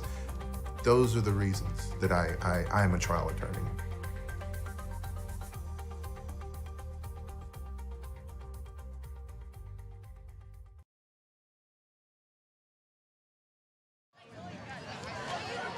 We welcome you back to Harlandale Memorial Stadium. The Burbank Bulldogs put together a very quick drive. They started off with great field position at the Harlandale 43. Took them 3 plays to get into the end zone. It was a 39-yard touchdown run by quarterback Kevin Hernandez. The extra point was no good. The Indians still have a slim lead, 14-12. Oh boy, Harlandale really needs to respond here, Coach. Because if they cannot just keep up, this game could get out of hand for the Indians. Well, this is, keep in mind the Indians still hold the lead. They're going to get the possession of the ball here. But this is 14-5A D2 football for you. Last week, Alamo Heights has been dominating their opponents. But other than that, the games have been extremely close. We had 4 games last week. There's 5 games every weekend. 4 of the 5 games in 14-5A D2 were decided by 6 points or less. And boy, this is a very, very competitive district. Buckle up your seatbelts. Back to receive. Palomino. He'll catch it at the 4-yard line. Gets up to the 5. And he is brought down. These guys are playing some football tonight, Coach. Bob, I'm going to say about this kickoff, I was going to mention it earlier. It's a deep kickoff, but man, this is some of the best hang time I have ever seen on a kickoff. That ball hangs up there a long, long time. It's almost like a punt off of the tee, and gives a cover team, a great opportunity to get downfield and deny a return. Keep in mind that in high school and college, you can fair catch a return at any place on the field. It doesn't have to be in the end zone, and get the ball spotted at the 25-yard line. The Indians are going to snap this one from their own 11. And it's number 11 for the Indians on a play action pass completed to Esparza. Esparza coughs up the football, and the Burbank Bulldogs will have it. The Burbank Bulldogs pick up a fumble after Esparza caught the ball, and the ball popped out and picked up by Johnny Alvarado. Looked like Joseph Esparza had an opportunity to take that a little bit of a distance, but the Bulldog defense just swarms on him, and the ball pops out. The Bulldogs recover that fumble, and so that that'll compound with the great kickoff and cover that the Bulldogs had.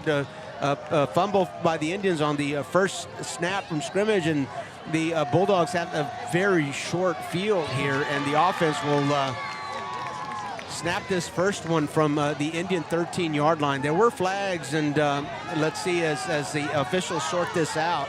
Let's see what we have. Dead ball foul. It's going to be unsportsmanlike conduct against the Bulldogs and unsportsmanlike conduct against the Indians, and those penalties will nullify each other.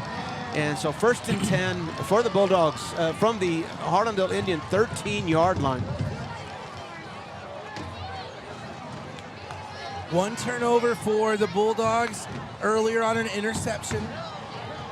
Now a turnover here for the Indians offense on a fumble.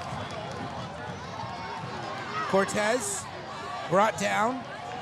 Nice solo tackle there Matthew Cortez, the carry. by the Indians. Bulldogs test the middle, send Cortez up between the tackles and get about a 1 yard gain. I would be really surprised if the Bulldogs keep their offense between the tackles on this possession, Bob. Nathaniel Vasquez coached on the tackle there before. Let's see what they do. Right side, Hernandez tries to squeeze, rolls, spins into the end zone. Just a routine run play for the Bulldogs. With the 360 spin. So 8 minutes and 14 seconds. We've only played 3 minutes and whatever that is, 46 seconds in the second half. And the Bulldogs have taken the lead. They started this half down 14-6. Now they're up 18-14. And again, trying to convert 2 points. No, they've got it. I beg your pardon. They've got the T on the field. They're going to go for 1 here. Up by 4, they're going for 1. And that is Arturo Martinez for the extra point. This extra point is good. So now the Burbank Bulldogs have the first lead of the night, 19-14, with 8:14 to go in this third quarter. Maybe later in the game you might see the Bulldogs go for 2. Some of you might be asking, why do you want to be up by 5? But with 8 minutes and 14 seconds left to play, conventional thought is maybe it's it's probably too early to start playing that 1-point, 2-point card, and you just got to get your points as you can, and then as things sort out as we head towards the later parts of the game, these points will be crucial. Of course, the Burbank Bulldogs failed to convert on 2 of their extra point conversions. They are 2 points shy if you count those as givens. They could have 21 points now. They could have a 7-point lead. They have a 5-point lead over the Indians with 8 minutes and 14 seconds left to play here in the third quarter. So here we go. It was a 46-second drive there after that fumble, and it was a 13-yard touchdown run by quarterback Kevin Hernandez. 2 touchdown runs by Kevin Hernandez in the second half already. Still haven't played 4 minutes. But this is that potential that we were just talking about moments before, how important each possession is for both of these teams.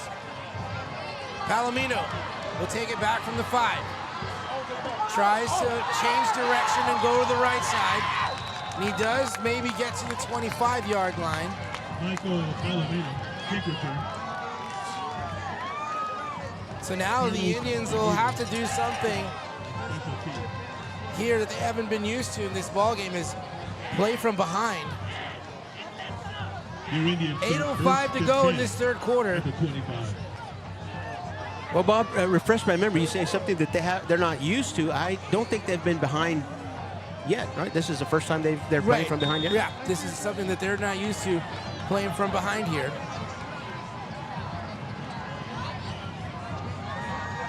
Salcedo has pressure, gets rid of the football in the screenplay. Molina gets across the 25. They're using that pressure that the defense is giving them, and they turn it back around on them with that screenplay, Coach. The Bulldogs, an odd man front. They've got 3 defensive linemen, but they're not shy about sending linebackers. And Jacob Salcedo saw that he was going to get some additional pressure, and gets that screen pass off over to Zion Molina. 3 receivers right and 1 to the left side here for Salcedo. Looking in the middle of the field, the pass incomplete. Pass a little too tough there. Too much on that one for Esparza to hang on to it. We've seen Jacob use finesse, and we've seen him use that fastball, and this time I think finesse may have worked a little bit better than the fastball. The receiver unable to get his hands on it, so the Indians facing a 3rd and long here from their own 27. Big third down here for the Indians. Back at their own 27. Salcedo just could not get his receiver on the same page.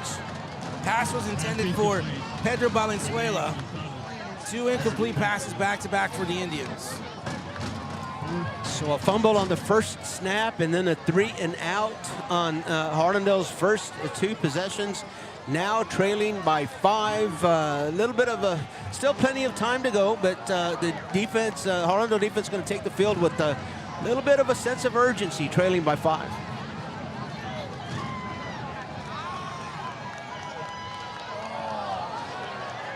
Johnny Alvarado back to receive. Ball will bounce out of bounds at the Burbank 47-yard line or so. 7:02 to go in this third quarter. From around the area. Third quarter. Reagan 20. Churchill 7. So the Bulldogs, they don't need much room, Coach, to score. This is a very good field position for the Bulldogs. One of the things that we've noticed that is, you've noticed this before all of us, doing the McCullum-Burbank game, that Kevin Hernandez is a special athlete, and he's only a sophomore. Keeps the ball here, finds some room, he is brought down. Ignacio Ceja. And Bob, one of the things that makes him special is he's got like staircase speed. It's just not straight line speed. He can come at you and take a quick step out, and he's got a lot of speed. And that in that instance, Nathaniel Vasquez was in good position to make a play on him, but with what I call staircase speed, Kevin Hernandez able to take that step outside and get away from Nathaniel Vasquez and the Indian defense. 8-yard gain there for Hernandez. He rolls left side. He's looking to throw, but no, he's going to keep it. Couldn't find any receivers available. Near the first down marker, gets it, and they move the chains. Kevin Hernandez, you really can't load your defense up on the run, on his run, because he is a very good passer as well.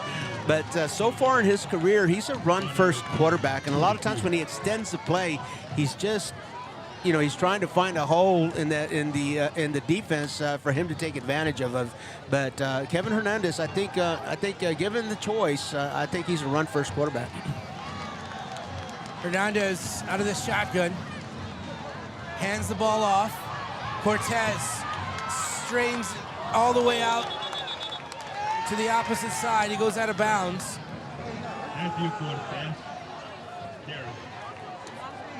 But not before he picks up a good yards.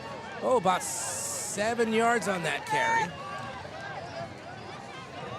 Nico Rodriguez, a full extension on the play, and banged up. He's gonna leave the field, and the Indian defense will feel his absence. Here comes the pressure. A little shovel pass. Stop up the middle. Matthew Garza.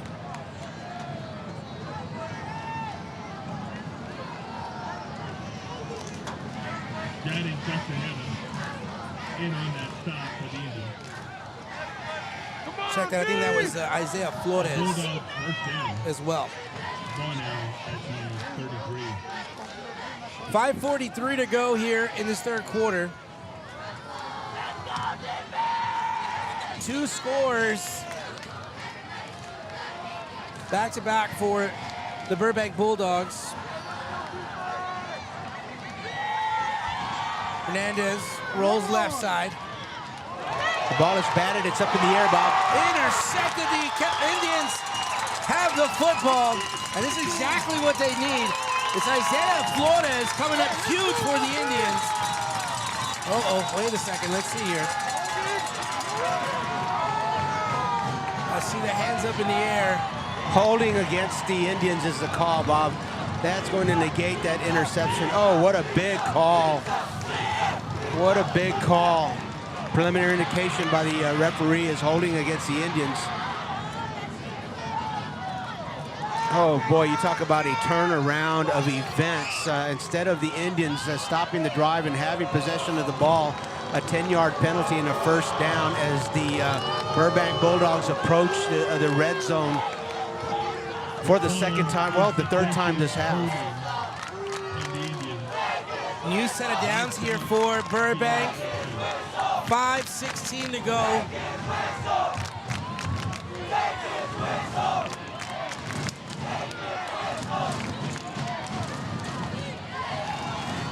Two receiver splits to each side here for the Bulldogs. Cortez in the backfield. Hernandez will keep it himself. Hernandez finds some room, gets pushed out of bounds. But again, it's very rare that you see Hernandez lose yards.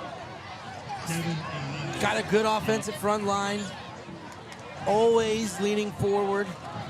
Finding little creases where he can get in. And he sets up his blockers as he dips inside. The defender peeks in, gives his blocker the outside shoulder, and then he's able to kick it out. So a very savvy runner, Kevin Hernandez is. Hernandez will take it again. He goes left side, uses a great block, sideline, touchdown. Design play, Bobby, a counter. He looks to his right. The run is set up to his left side, and everybody has an angle on the Indian defense. Kevin Hernandez, I think he made that touchdown. He was untouched. So add 6 points to that 5-point lead. The Dogs now with an 11-point lead, trying to make it 12 here with the 1-point conversion. 4 minutes and 55 seconds left to play in the third quarter. Arturo Martinez to kick, Rene Espinosa to hold. 2-point conversion, no good. I'm not sure if that was a bad snap or a intended fake. But either way, we'll never know. We'll never know. We'll have to ask Coach Harris. One of those things that, I remember direct snap to the kicker once accidentally. But 4:55 to go here. And another touchdown by the Burbank Bulldogs. This time it was a 19-yard run by quarterback Kevin Hernandez.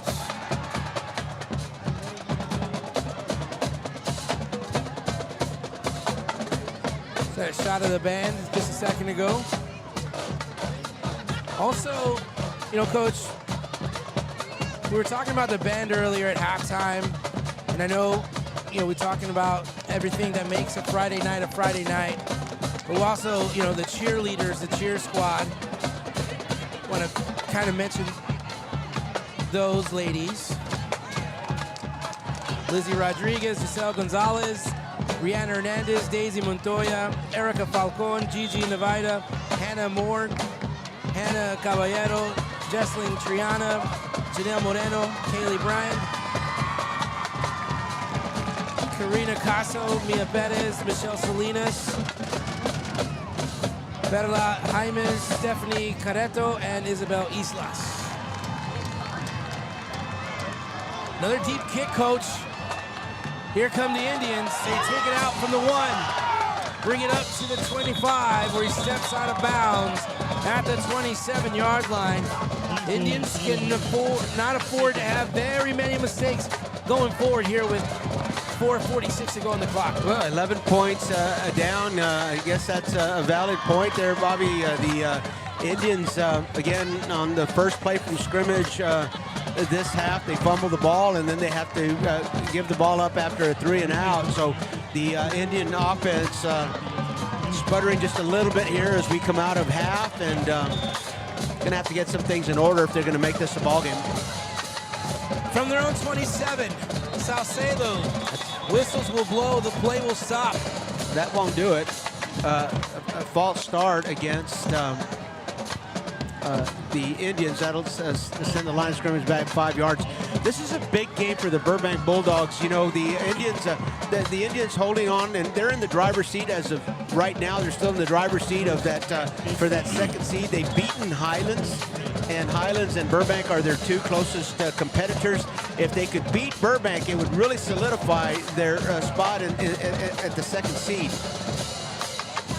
Salcedo, hand off to Molina. Molina fires out of the backfield, gets across the 25. Picking up a good amount of yards back from that penalty. But if the Burbank Bulldogs can beat the Indians, then it kind of murkies the water up a little bit. Harlandale has beaten Highlands, and the Bulldogs have beaten Harlandale. Lots of action in this district. Molina gets the call again, and he fights for some additional yardage after he crosses the 30, and he stumbles to a 33-yard line. Falling forward makes it a little bit more a manageable third down, but here we go again. A big third down conversion for the Indians. Trying to catch the Bulldogs offsides. The Indians win on a hard count. Now they switch it up. Plenty of time on the play clock. 15 seconds on the play clock. 3:42 on the game clock. 9 seconds on the play clock. Here comes Salcedo. Finds his receiver. I believe that was Saxon Langenberg. It's a catch. The official right there on it, and this time, boy, what a connection. Jacob Salcedo, a little bit of finesse.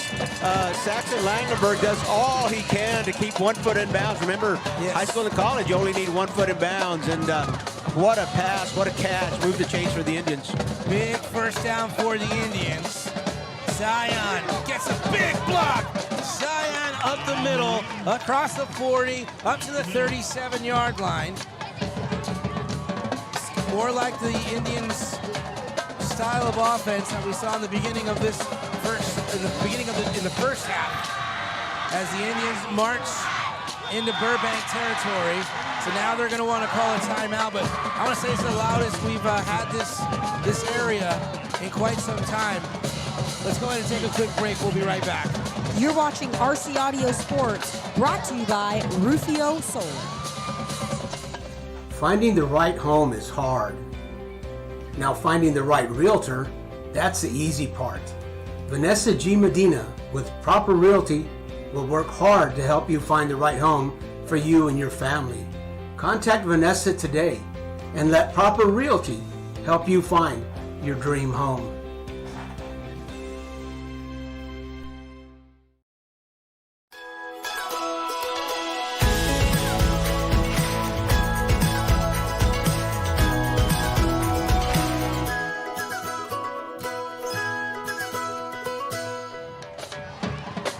Welcome you back to Harlandale Memorial Stadium. Coach Robert Villafranca, I am Bobby Mendez. And it's been a turn here in the second half in the favor of the Bulldogs. But the Indians now have the football in Burbank territory. Zion Molina gets the call again, and he will be stopped right behind the line of scrimmage. Zion Molina kind of leading the way in this second half for the Indians, but it was a big play by Saxon Langenberg on this drive to get the Indians in Burbank territory. Yeah, that play didn't have a chance to develop. Zion the running game has created some manageable third down situations. A big third down conversion on that last third down. Here we go. We got another big one coming. Indeed, another big third down. Saxon Langenberg in motion. Zion gets the call again, and he is just shy of the first down. He's about a yard short. He's at the 36-yard line. He needs to get to the 35. You know, Bobby, earlier that timeout was the Burbank Bulldogs. I think they recognized a wrinkle in the Harlandale Indian offense that they had to make an adjustment for, and judging by those last two defensive efforts, it looks like they've made a very good adjustment. If that third down conversion that we just saw was big, this one is twice that. Huge fourth down here for the Indians in this ball game. Handoff, Zion. Zion gets hit at the line of scrimmage, and Burbank Bulldogs deny the Indians a first down. Burbank Bulldog coming up huge on that fourth down, and the Indians turn the ball over on downs. The ball goes over on downs. The Indians, again, have not been able to get their offense underneath them. They come out of halftime with an 8-point lead, and it looks like as we wind down the third quarter, we're going to go into the fourth quarter with an 11-point deficit. Every possession becomes more important now for the Indians. 1 minute and 44 seconds left to play in the third quarter. And more importantly, Coach, every defensive effort here is big because Kevin Hernandez has really found a rhythm in the third period. He will not go down. Finally does after he crosses the 40. Aiden Sosa had Kevin Hernandez in the backfield that looked like he was going to have a tackle for a loss, and somehow, some way, Kevin Hernandez Houdini's his way out of that, and a 5-yard gain on the play. 2nd and 5 looks a whole lot better for the Dogs. It's 2nd and 11. 1 minute and 12 seconds in this third quarter, and it has been Burbank all third quarter as they turn their deficit into a gain as they are on top 25-14 here in this third quarter. Indians drop back on defense. Hernandez kept it, went right by a Harlandale defender. Jaden Castaneda just didn't realize that Kevin Hernandez still had the football.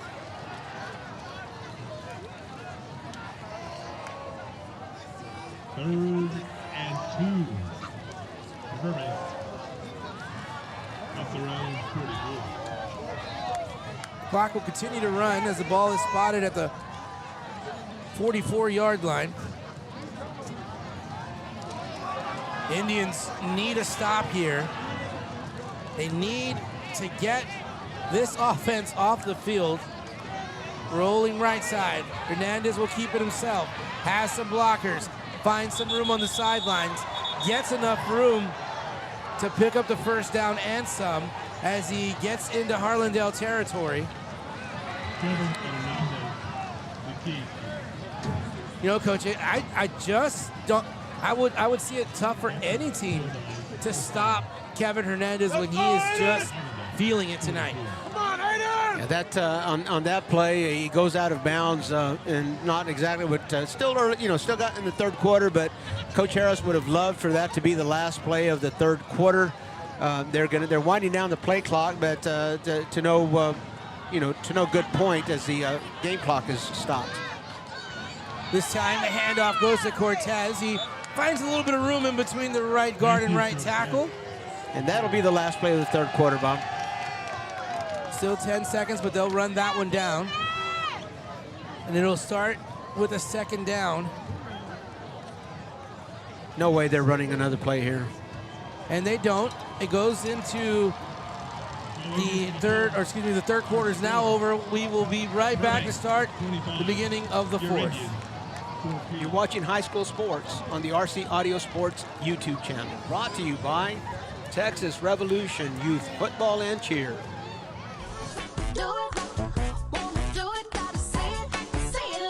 The perfect match. It's what so many of us are looking for. When it comes to getting a mortgage, how can you find the one that's perfect for you? Start with your local independent mortgage broker. Because the only way to get a mortgage that's cheaper, faster, and easier is to talk to us first. Find your perfect mortgage match. Call us today.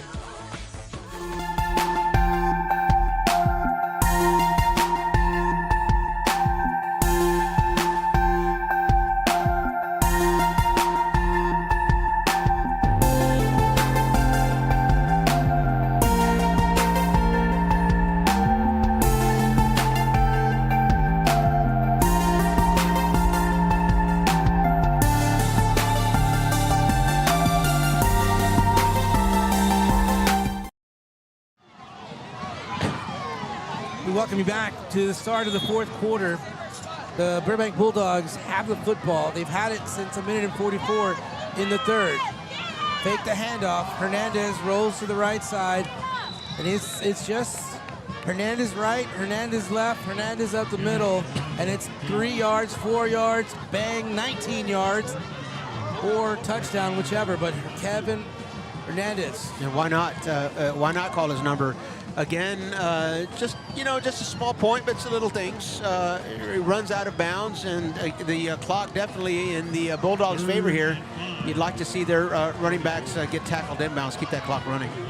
3rd and 5. On the ground. This time, different running back. Nice speed there by Robert Martinez. But coach, first down again, move the chains. Look like there's an injury on the field, so we'll go ahead and take a quick break. We'll be back in just a moment. You're watching RC Audio Sports, brought to you by Rufio Solar. When you're hit by a motor vehicle, there's nobody that tells you that there's most likely going to be $1 billion insurance company protecting the driver that just hit you. It's a mistake to play in traffic, just like it's a mistake to go against an auto insurance company all alone. When you get into a car crash, don't fight the $1 billion auto insurance companies alone. If you've been injured in a car crash, call Martinez & Associates today at 210-337-1111. Live from the Southside Magazine is a Latina-owned online and print publication that helps residents and visitors learn more about the South Side of San Antonio and all of Texas. Magazine features and columns support the local community by telling stories that promote people and businesses. Our goal is to expand community relationships and give Southside San Antonio residents an opportunity to express themselves. Learn more at southsidesanantonio.com.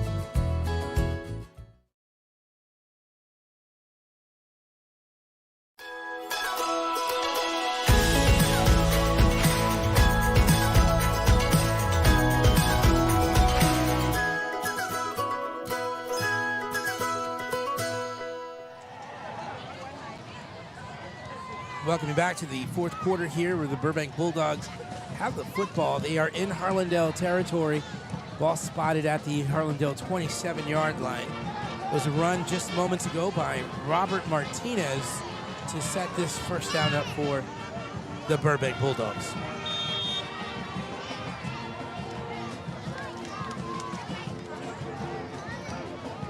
Bulldogs getting what they want on the ground here. Handoff. This time they go left side. Here in the 3rd quarter, Bob, I don't think the Bulldogs have punted. I think they've scored on every possession they've had here in the not the 3rd quarter, but the 2nd half now. So the 3rd quarter belonging to the Burbank Bulldogs, coming out at halftime with an 8-point deficit and going into 4th quarter with an 11-point lead. It's 25-14, 11 minutes and 13 seconds left to play. Definitely in control of this 2nd half. Martinez gets the football. He spins, but he is met up by the Tribe right past the line of scrimmage.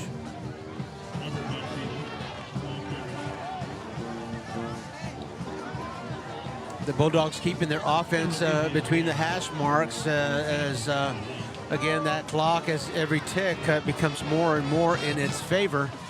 And the more time they can, of course, makes sense. The more time they can take off the clock, the less time that the Indians will have to mount a rally here. Trailing the Indians are 14-25. A 3rd down here. They've been able to convert all of the 3rd downs this 2nd half. Cortez, another 3rd down conversion. Big pickup. They get to the 16-yard line. They need to get to the 17, but they got to the 16. A 1st and 10. Again, the Bulldogs just taking as much time as they can off of the game clock, letting the play clock roll down to inside of 10 seconds.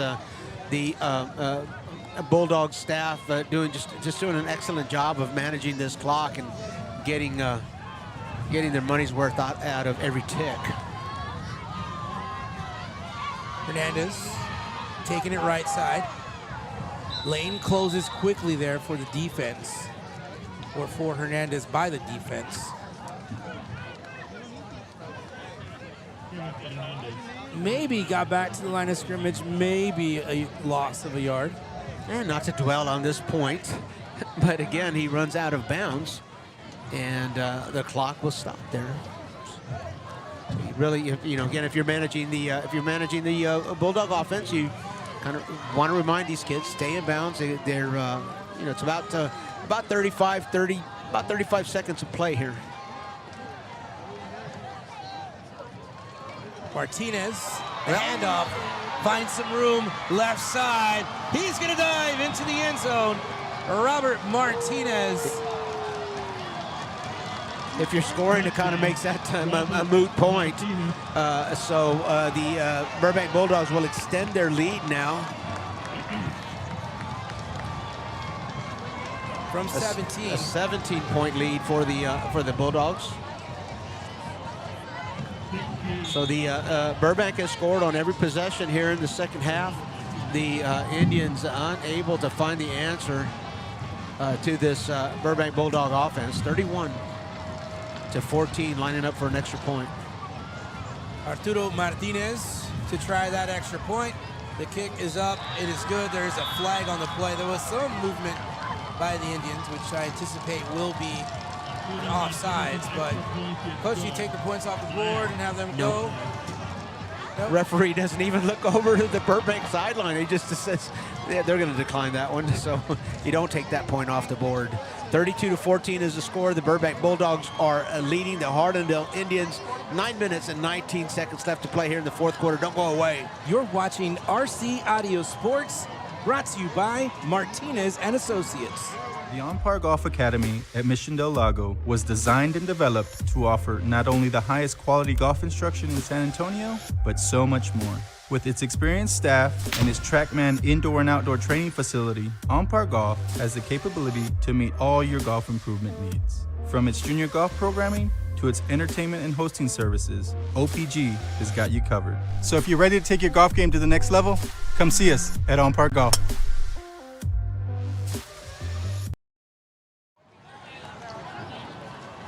Welcome you back to Harlandale Memorial Stadium. The Burbank Bulldogs once again find their way into the end zone. They went 10 plays, 59 yards, and it was a 17-yard touchdown run by Robert Martinez to give the Burbank Bulldogs a 32-14 lead over the Harlandale Indians. They took over 3 minutes and 20 seconds, or 4 minutes and 20 seconds off the clock there on that drive. An 18-point lead for the Bulldogs. 3 touchdowns, 3 scores is not insurmountable, but they're going to have to stop the Burbank Bulldogs at some point. This time it was a shorter kick. Esparza running all over the field. Esparza has plenty of room. Esparza's bringing it back the opposite direction. Oh boy, what a tremendous run back with see some flags on the play. But Esparza. There is a penalty. We'll see what that flag is all about.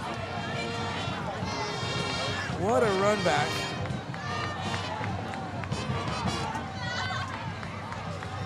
We do have Joseph Esparza, man, he just so much desire. You know, you see every time he touches the ball, he just has, just a kid. The flag, the penalty is will come back against the Indians. It looked like an illegal block, and Isaiah Hernandez was down for just a little while, but he jumps right up and runs and sprints off the field, so he's going to be all right. So there was a little bit of a timeout. Now the officials will be discussing these flags here. It looks like they might be getting ready for another kick. I don't know. I could be wrong. No, that's the offense. The penalty on the return by the return team means that it's going to be a spot foul there. It looks like the penalty occurred at the Harlandale 40-yard line. And I believe it's a 10-yard penalty that will be marked off. Whoa, 15. Make it a 15-yard penalty. So perhaps a personal foul, that Boy, again, another big turn of events. The Indians were going to start this possession in Burbank Bulldog territory, coming back way back here to the 25-yard line. They could have had this line of scrimmage with the fair catch. The Indians certainly have capabilities of scoring quickly here. They are going to need to revert to that as Saxon Langenberg picks up a few yards on that catch. So from the 25, they now get to the 28-yard line.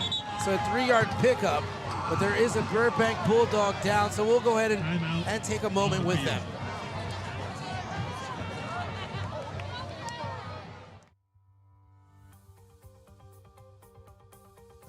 Life has prepared me for this. The reason I'm a trial attorney is because I truly believe that's what I was meant to do. We do what we do because we've been given the God-given ability to do it. We're able, we have the ability to stand in front of a jury and help people out. I have my reasons, upbringing, things that have happened in life, things that have either turned you into a fighter or make you hate unjust causes. Those are the reasons that I'm a trial attorney.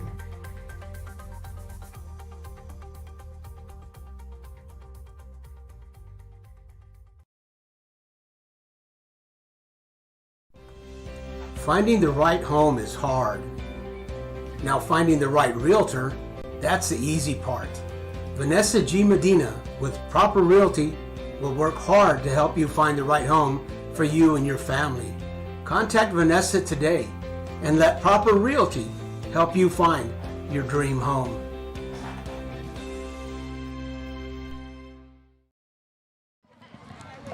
And we welcome you back here to action. And the Burbank Bulldogs have a defender that's coming off the field. Indians are in a bit of a hurry right now. They need to make something happen here offensively to get back into this ball game. Salcedo fakes the handoff. Here comes pressure. He's got plenty of room. Salcedo will run, and he gets out of bounds at the 45-yard line. Great recognition, coached by Salcedo, to not only pick up the first down, but yes, get out of bounds as well. Again, a three-man rush by the Burbank Bulldogs. They've not been able to get to Salcedo as they should have with the three-man rush. 8 men covering Salcedo, unable to find a receiver. He's got to tuck and run. 8.5 minutes to go in this ball game. Salcedo will hand the ball off to Zion. Zion will spin and get close to the 47-yard line. So a couple of yards on that carry. The clock will continue to run. One thing the Indians do not have a lot of is time. Out of the shotgun. Salcedo looks right. Looking downfield, he's got to run. He gets hit and he'll go down as he tucked it and ran it, excuse me. Maybe right back to the line of scrimmage. 8 men in coverage, again, doing an excellent job of denying anybody an open route. So even though that 3-man rush is not able to get to Jacob, the 8-man cover is doing a great job downfield. Indians trying not to go 3 and out here. Rolling right side. Pass intercepted. Rene Gonzalez still on his feet. Gonzalez gets over to the 40, but there are flags on the play. A helmet comes off.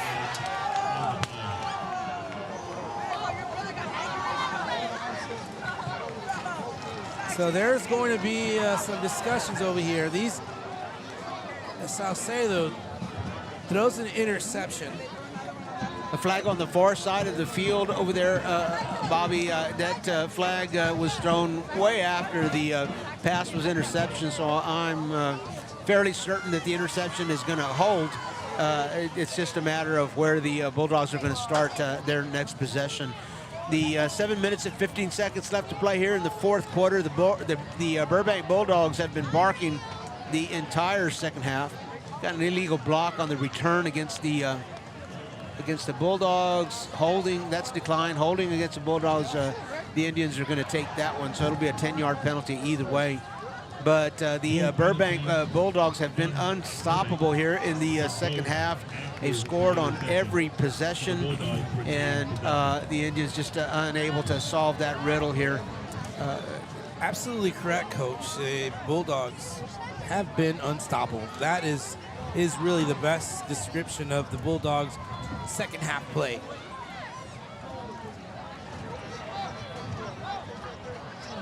So with 7 minutes and 15 seconds left to play, an 18-point lead for the Bulldogs. Kevin Hernandez back in the backfield, ready to take a snap.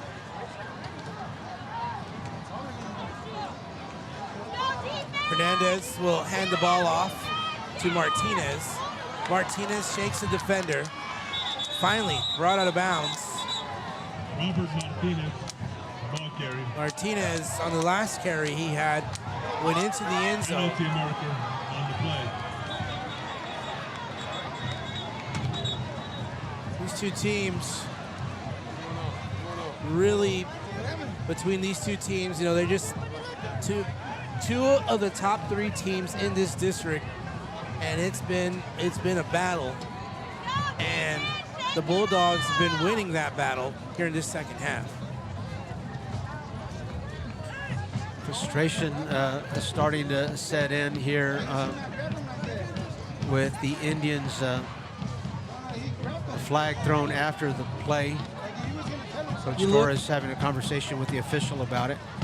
And the Indians, offensively, you know, in previous games that we've covered, have seen and scored numerous times, and we've seen the athleticism of all the, we've talked about it, the receivers for the Indians, how great they are, and the catches that they make. And you know, you go back to a week before where the Indians were shut out, and then only 2 touchdowns this game here. So certainly some struggles offensively for the Indians.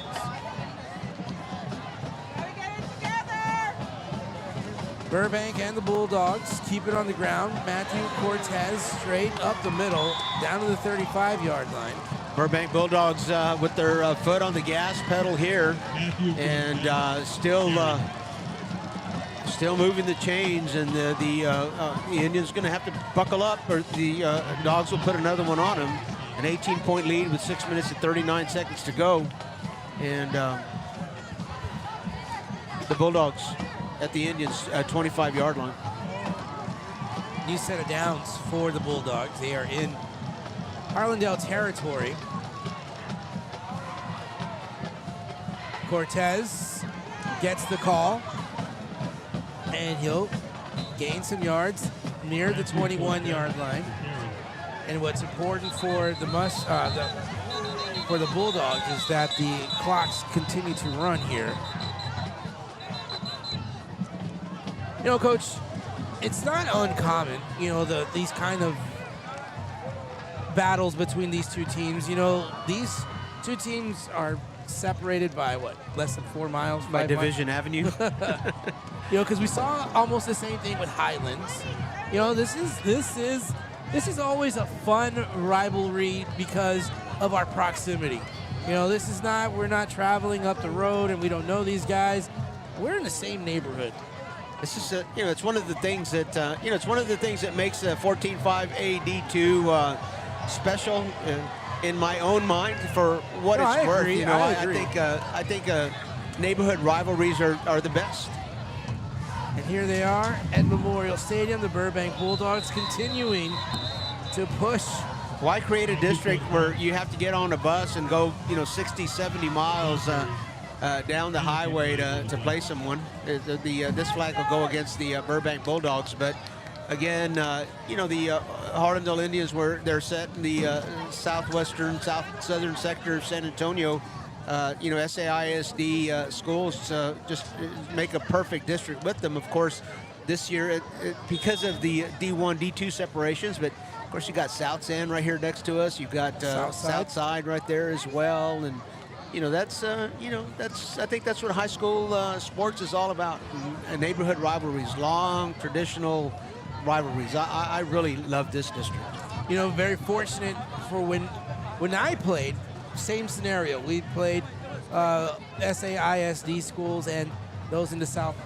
Well, it was only Southwest Dragons at that time. So they were in our district. Hernandez will keep it himself. Hernandez will go down. Good pursuit there defensively for the Indians. East Central was in your district when you were playing? East Central. It was East Central.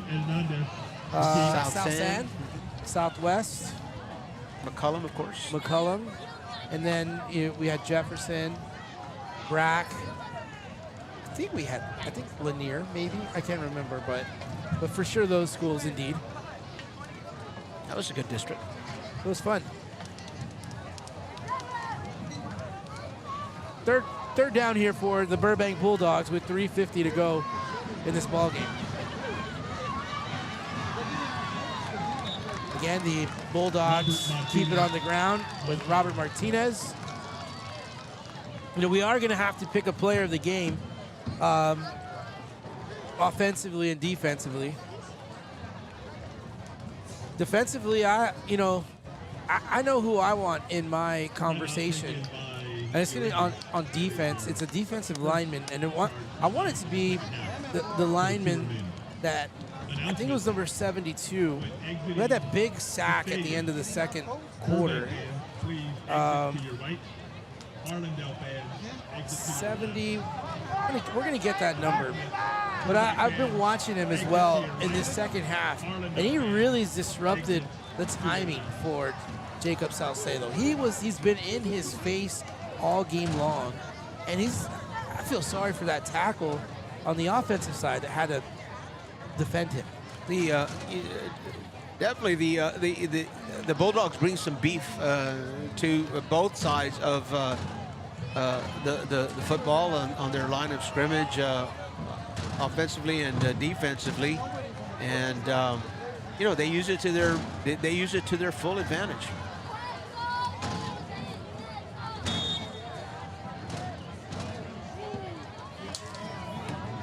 So 4th down here for Burbank. 4th and 10. Hernandez, 360. Hernandez rolling right side. And he will go out of bounds. Turnover on downs. The Indians will have the football with 3 minutes, 28 seconds to go. And they trail 32-14. I thought you were going to ask me who was in the district when I was in high school.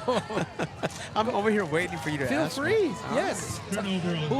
We had a very similar district as well. South San, McCullum, and Wheatley at the time. Brackenridge had spent some years under the name of Wheatley. They changed Brackenridge's name to Wheatley for a few years before they switched it back. But we had Laredo Martin, Laredo Nixon in our district as well, so we had that long trek to take. South San was the team of the day. You might remember Mr. Randy LaFosse. Oh yes, Mr. LaFosse. He played on that South San team. Indians will try to make something happen here late in the 4th quarter. Esparza will get the call. Nice move. He runs right around the defender and gets across the 35-yard line. Love it. No quitting that young man. He looked like a toddler running from his parent that he just maybe stole the car keys or something. I've just got to point this out. There's some people that just love to play the game. I enjoy watching Joseph Esparza, and he just loves this game. 5 wide receivers set for the Indians. Saxon Langenberg will catch a pass across the middle. Another 1st down, move the chains for the Indians. No quit for the Indians. Now for another Harlandale Indian 1st down.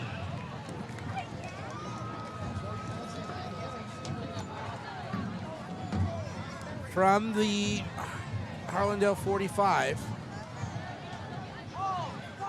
Pass, caught, nice. Still on his feet. Bring it to the other side, over to the 30-yard line. Waiting for Hector to help me out here to tell me who caught the ball. I'm trying to find a number here. He says he's untucking his shirt. Looks like number 81. Michael Palomino. I think Hector had a hard time getting a number on him as well. Left side, the pass complete. Looks like Molina. And Esparza. I'm going to help you on that one. All right, Esparza. I did get a new set of binoculars today that I'm using. I saw those shoulder jukes, and that's a trademark Joseph Esparza there. Second and 5 now at the Burbank 23. Well, Esparza's right over here.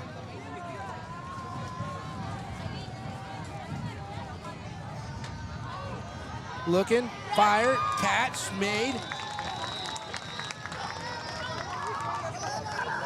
Pedro Valenzuela. Jacob Sasano and another Harlandale Indians.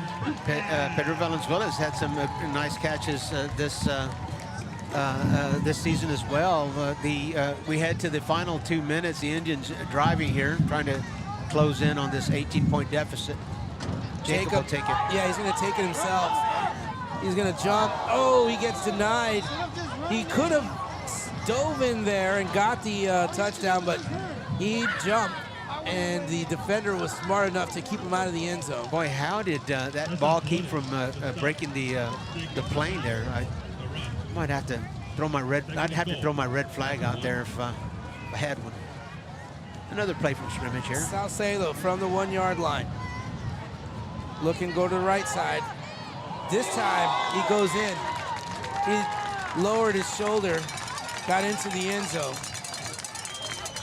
That was one of those where you're just like, I am getting in there at all costs. Not to be denied, and not to be denied there. So the Indians close the deficit now to 12 with a minute 29. You can expect an onside kick, but still they'll go for. Oops, we got an injury on the field. I think we can keep it here. Let's talk about this just a little bit. 1 or 2, it's going to be a 2. It's going to be a 2. Well, I'm one of those optimistic looking at this year. You know, sure, they can go in there, get that 2-point conversion, or even 1. Well, a 2-point conversion makes it a 10-point ball game, and that's a touchdown and a field goal, a touchdown and a PAT. So, I think. And then, of course, what's important is if you get the onside kick, now there's hope. Get the onside kick, then you score within 30 seconds or so. And then you get another onside kick, and hey, it's a whole different Friday night. I love your optimism. A minute 29 seconds. That would mean 2 successful onside kicks. The odds are pretty high against that happening. But this is high school football, and we've seen some crazy finishes. Again, before we head to the final minute 29 seconds of this game. The Harlandale Indians volleyball team claimed the 28-5A district championship today in a 3-set sweep over the Southwest Dragons. So congratulations to the Harlandale volleyball team, back-to-back district champions. It's the first time that Harlandale has done that in volleyball since 06-07. So the Indians lining up for a 2-point conversion, trying to make this a 10-point game in an onside kick. Jacob Salcedo has a man in motion. That's Esparza.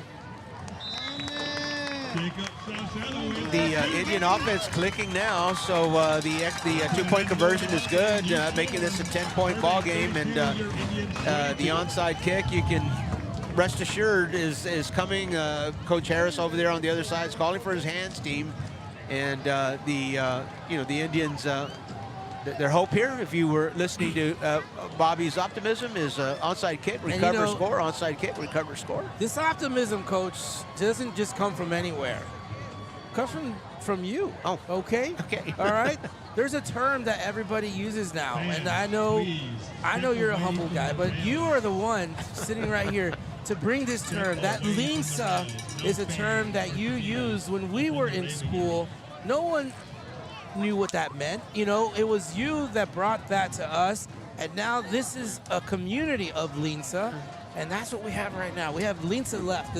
If we have anything, we have linsa. Well, since you bring up a little bit of history, I got to say, that goes back to the teams of the 60s when, that was a mantra of the teams of the 60s. The Harlandale Indians had some great teams back then. It was Los Indios, no se agüitan, was what was the mantra back then, and for those monolinguals out there, it basically means that the Indians will not back down. The Indians will not give up, and that is. And it was something that term was not really, or the acronym not used. Right? And then we made T-shirts on that. I remember that like if it was yesterday. And that's just how we live our life. Well, now. the backside of that story is, well, let's watch this kickoff. Here we go. Big onside kick here. Nico, right? No, that's the kicker. Ball bounces, touches the defender. The Indians have it. The Indians have it. The Indians Links have it. Indeed, Bobby. Links it indeed. So the Indians have a shot. And that's all they asked for is a shot. Wow, that was ping pong. Oh my, what a minute and 24 seconds left to play here. No quit in the Indians, and you know, living by that mantra. It's part of it, you know, and it's you know, it's really been adopted by the entire community, and you know, athletics and outside of athletics is just not going to give up. Just will not quit. Jacob Salcedo and the Indians still have some fight. Salcedo looks left, middle of the field, pass incomplete. Joseph Esparza, the intended receiver, across the middle, a little bit of miscommunication. I think Jacob Salcedo expected him to sit and hold there in that curl area, and Jacob came all the way across, and he threw it behind him. The clock will stop, a minute and 20 seconds to go. The Indians with the ball trailing by 10, and the wind behind them. Salcedo, 5 wide receiver set, a 3-man rush, pass complete. Esparza does his thing, gets a couple more yards after the catch, and now it's a 3rd down here. The Indians hurry up to the football. The clock continues to wind down at 1:04. Zion Molina looking to get set. They're set now with 5 wide receivers. Here comes that 3-man rush. Salcedo out of the pocket, firing along the sideline. The pass is incomplete, which will stop the clock here. Pass incomplete. That'll stop the clock. You know, and again, just trying, you know, assessing the possibilities here as we move towards the end of the of this game.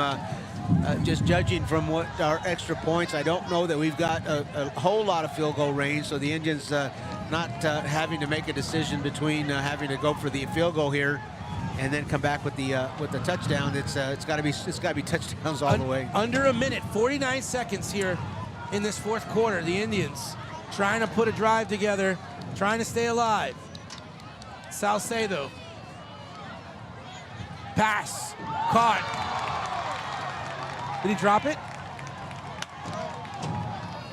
What is this? Incomplete? I believe it was an incomplete pass. And that'll do it. Burbank had a spectacular second half.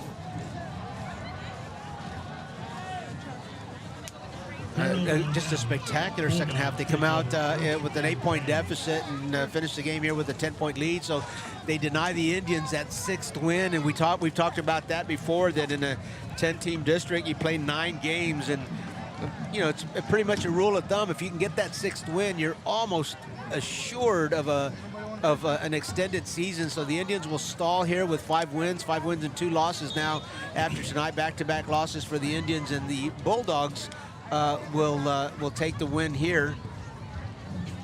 Take a knee with the win. They won't have to snap the ball again.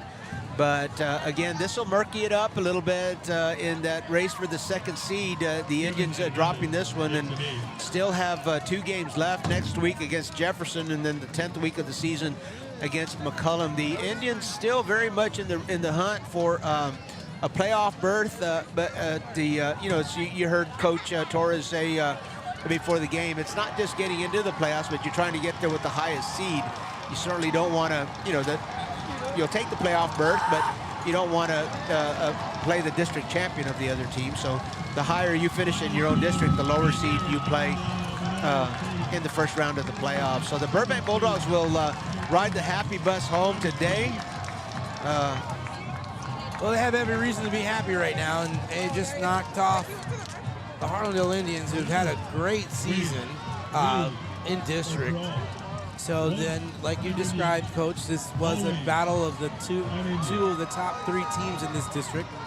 And the Indians, well, again, have to regroup, and we'll see them next week. we have another big broadcast week coming up. Jefferson looked good against McCollum yesterday, didn't they? That's yeah, they put that run together, that triple option, the 3-back set, very hard to contain. McCollum had a really hard time with them. It'll be an interesting week for the Indians. It's it's an offense that you see only once a year, so there'll be a little bit of a different schedule for preparation there. But again, let's kudos to the Burbank Bulldogs, who keep their again. They're very much in the hunt for a playoff berth. It's very likely that they're going to get one, but they keep they keep that second seed in reach, and that's a big deal.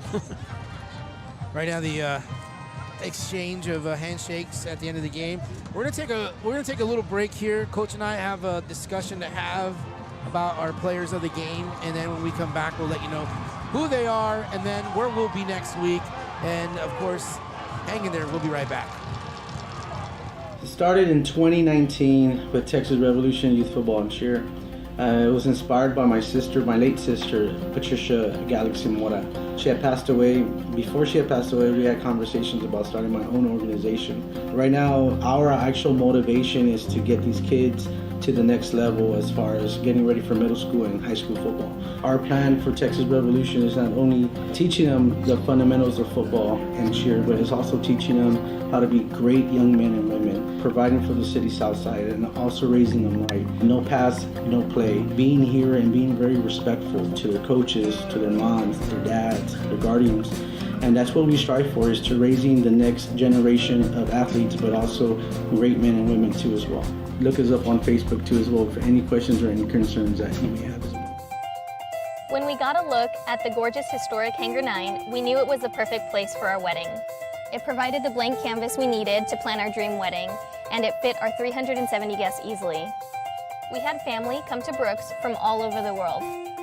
We booked over 60 rooms at the Embassy Suite. It meant a lot to have our wedding at such an important historic landmark. Revitalizing former military buildings helps us preserve our history, like the Air Force Officers Club, which is becoming Southerly Coast and Comfort. People from all over San Antonio will be able to sit back and enjoy a meal in the exact place where history unfolded. Nearby, the former Air Force Chapel will be transformed into an exciting restaurant concept. Readapting historical sites takes a little longer, but Brooks is committed to preserving their past while creating opportunities for their future.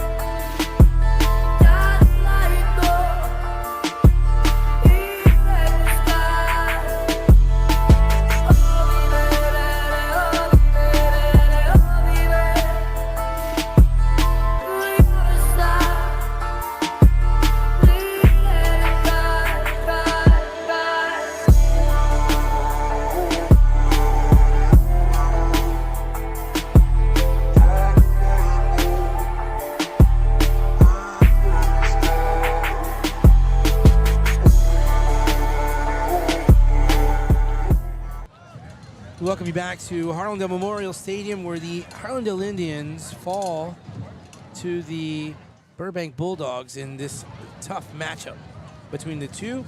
It is now time for us to pick our players of the game. Player of the game, offensive player of the game, is sponsored by Martinez and Associates, and that side for the Burbank Bulldogs. I am pleased to say that it's going to a defensive guy on the line. Defensive end, plays at the end, but I think when he made that sack at the end of the second half, or at the end, that kind of really changed the tone, and that kind of helped the Burbank Bulldogs really get back into this ballgame and take the lead. So I paid more attention to him a little bit more in the second half, and I saw how much trouble he was giving that offensive line to the Harlandale Indians. So, Listed as a freshman. Freshman. He is big. He's a big guy. Very, very big. I'm looking forward to seeing more of Ramsey and Matthew and Kevin Hernandez next season as well. So congratulations to Ramsey Chavarria, the defensive player of the game, and that is sponsored by Rufio Solar. So we want to say thank you for joining us. It was a tough loss for the Harlandale Indians, but the Indians will play again next week. And then after that, well, we all know what's after that. It's the Frontier Bowl. So we'll have you up to date on all that information. Coach Robert Villafranca, Bella Tellez, Cesar Mendez, Isaiah Castro. Tuesday, we are at Harlandale High School Gym for the Harlandale-McCullum volleyball game, the final game of the regular season. We'll have that coverage for you. And then we have Thursday, Friday coverage again as well. We'll tell you where we'll be on our social media. Please follow us, RC Audio Sports. We're on YouTube, Instagram, Facebook, and Twitter. Have a good night, everyone. We'll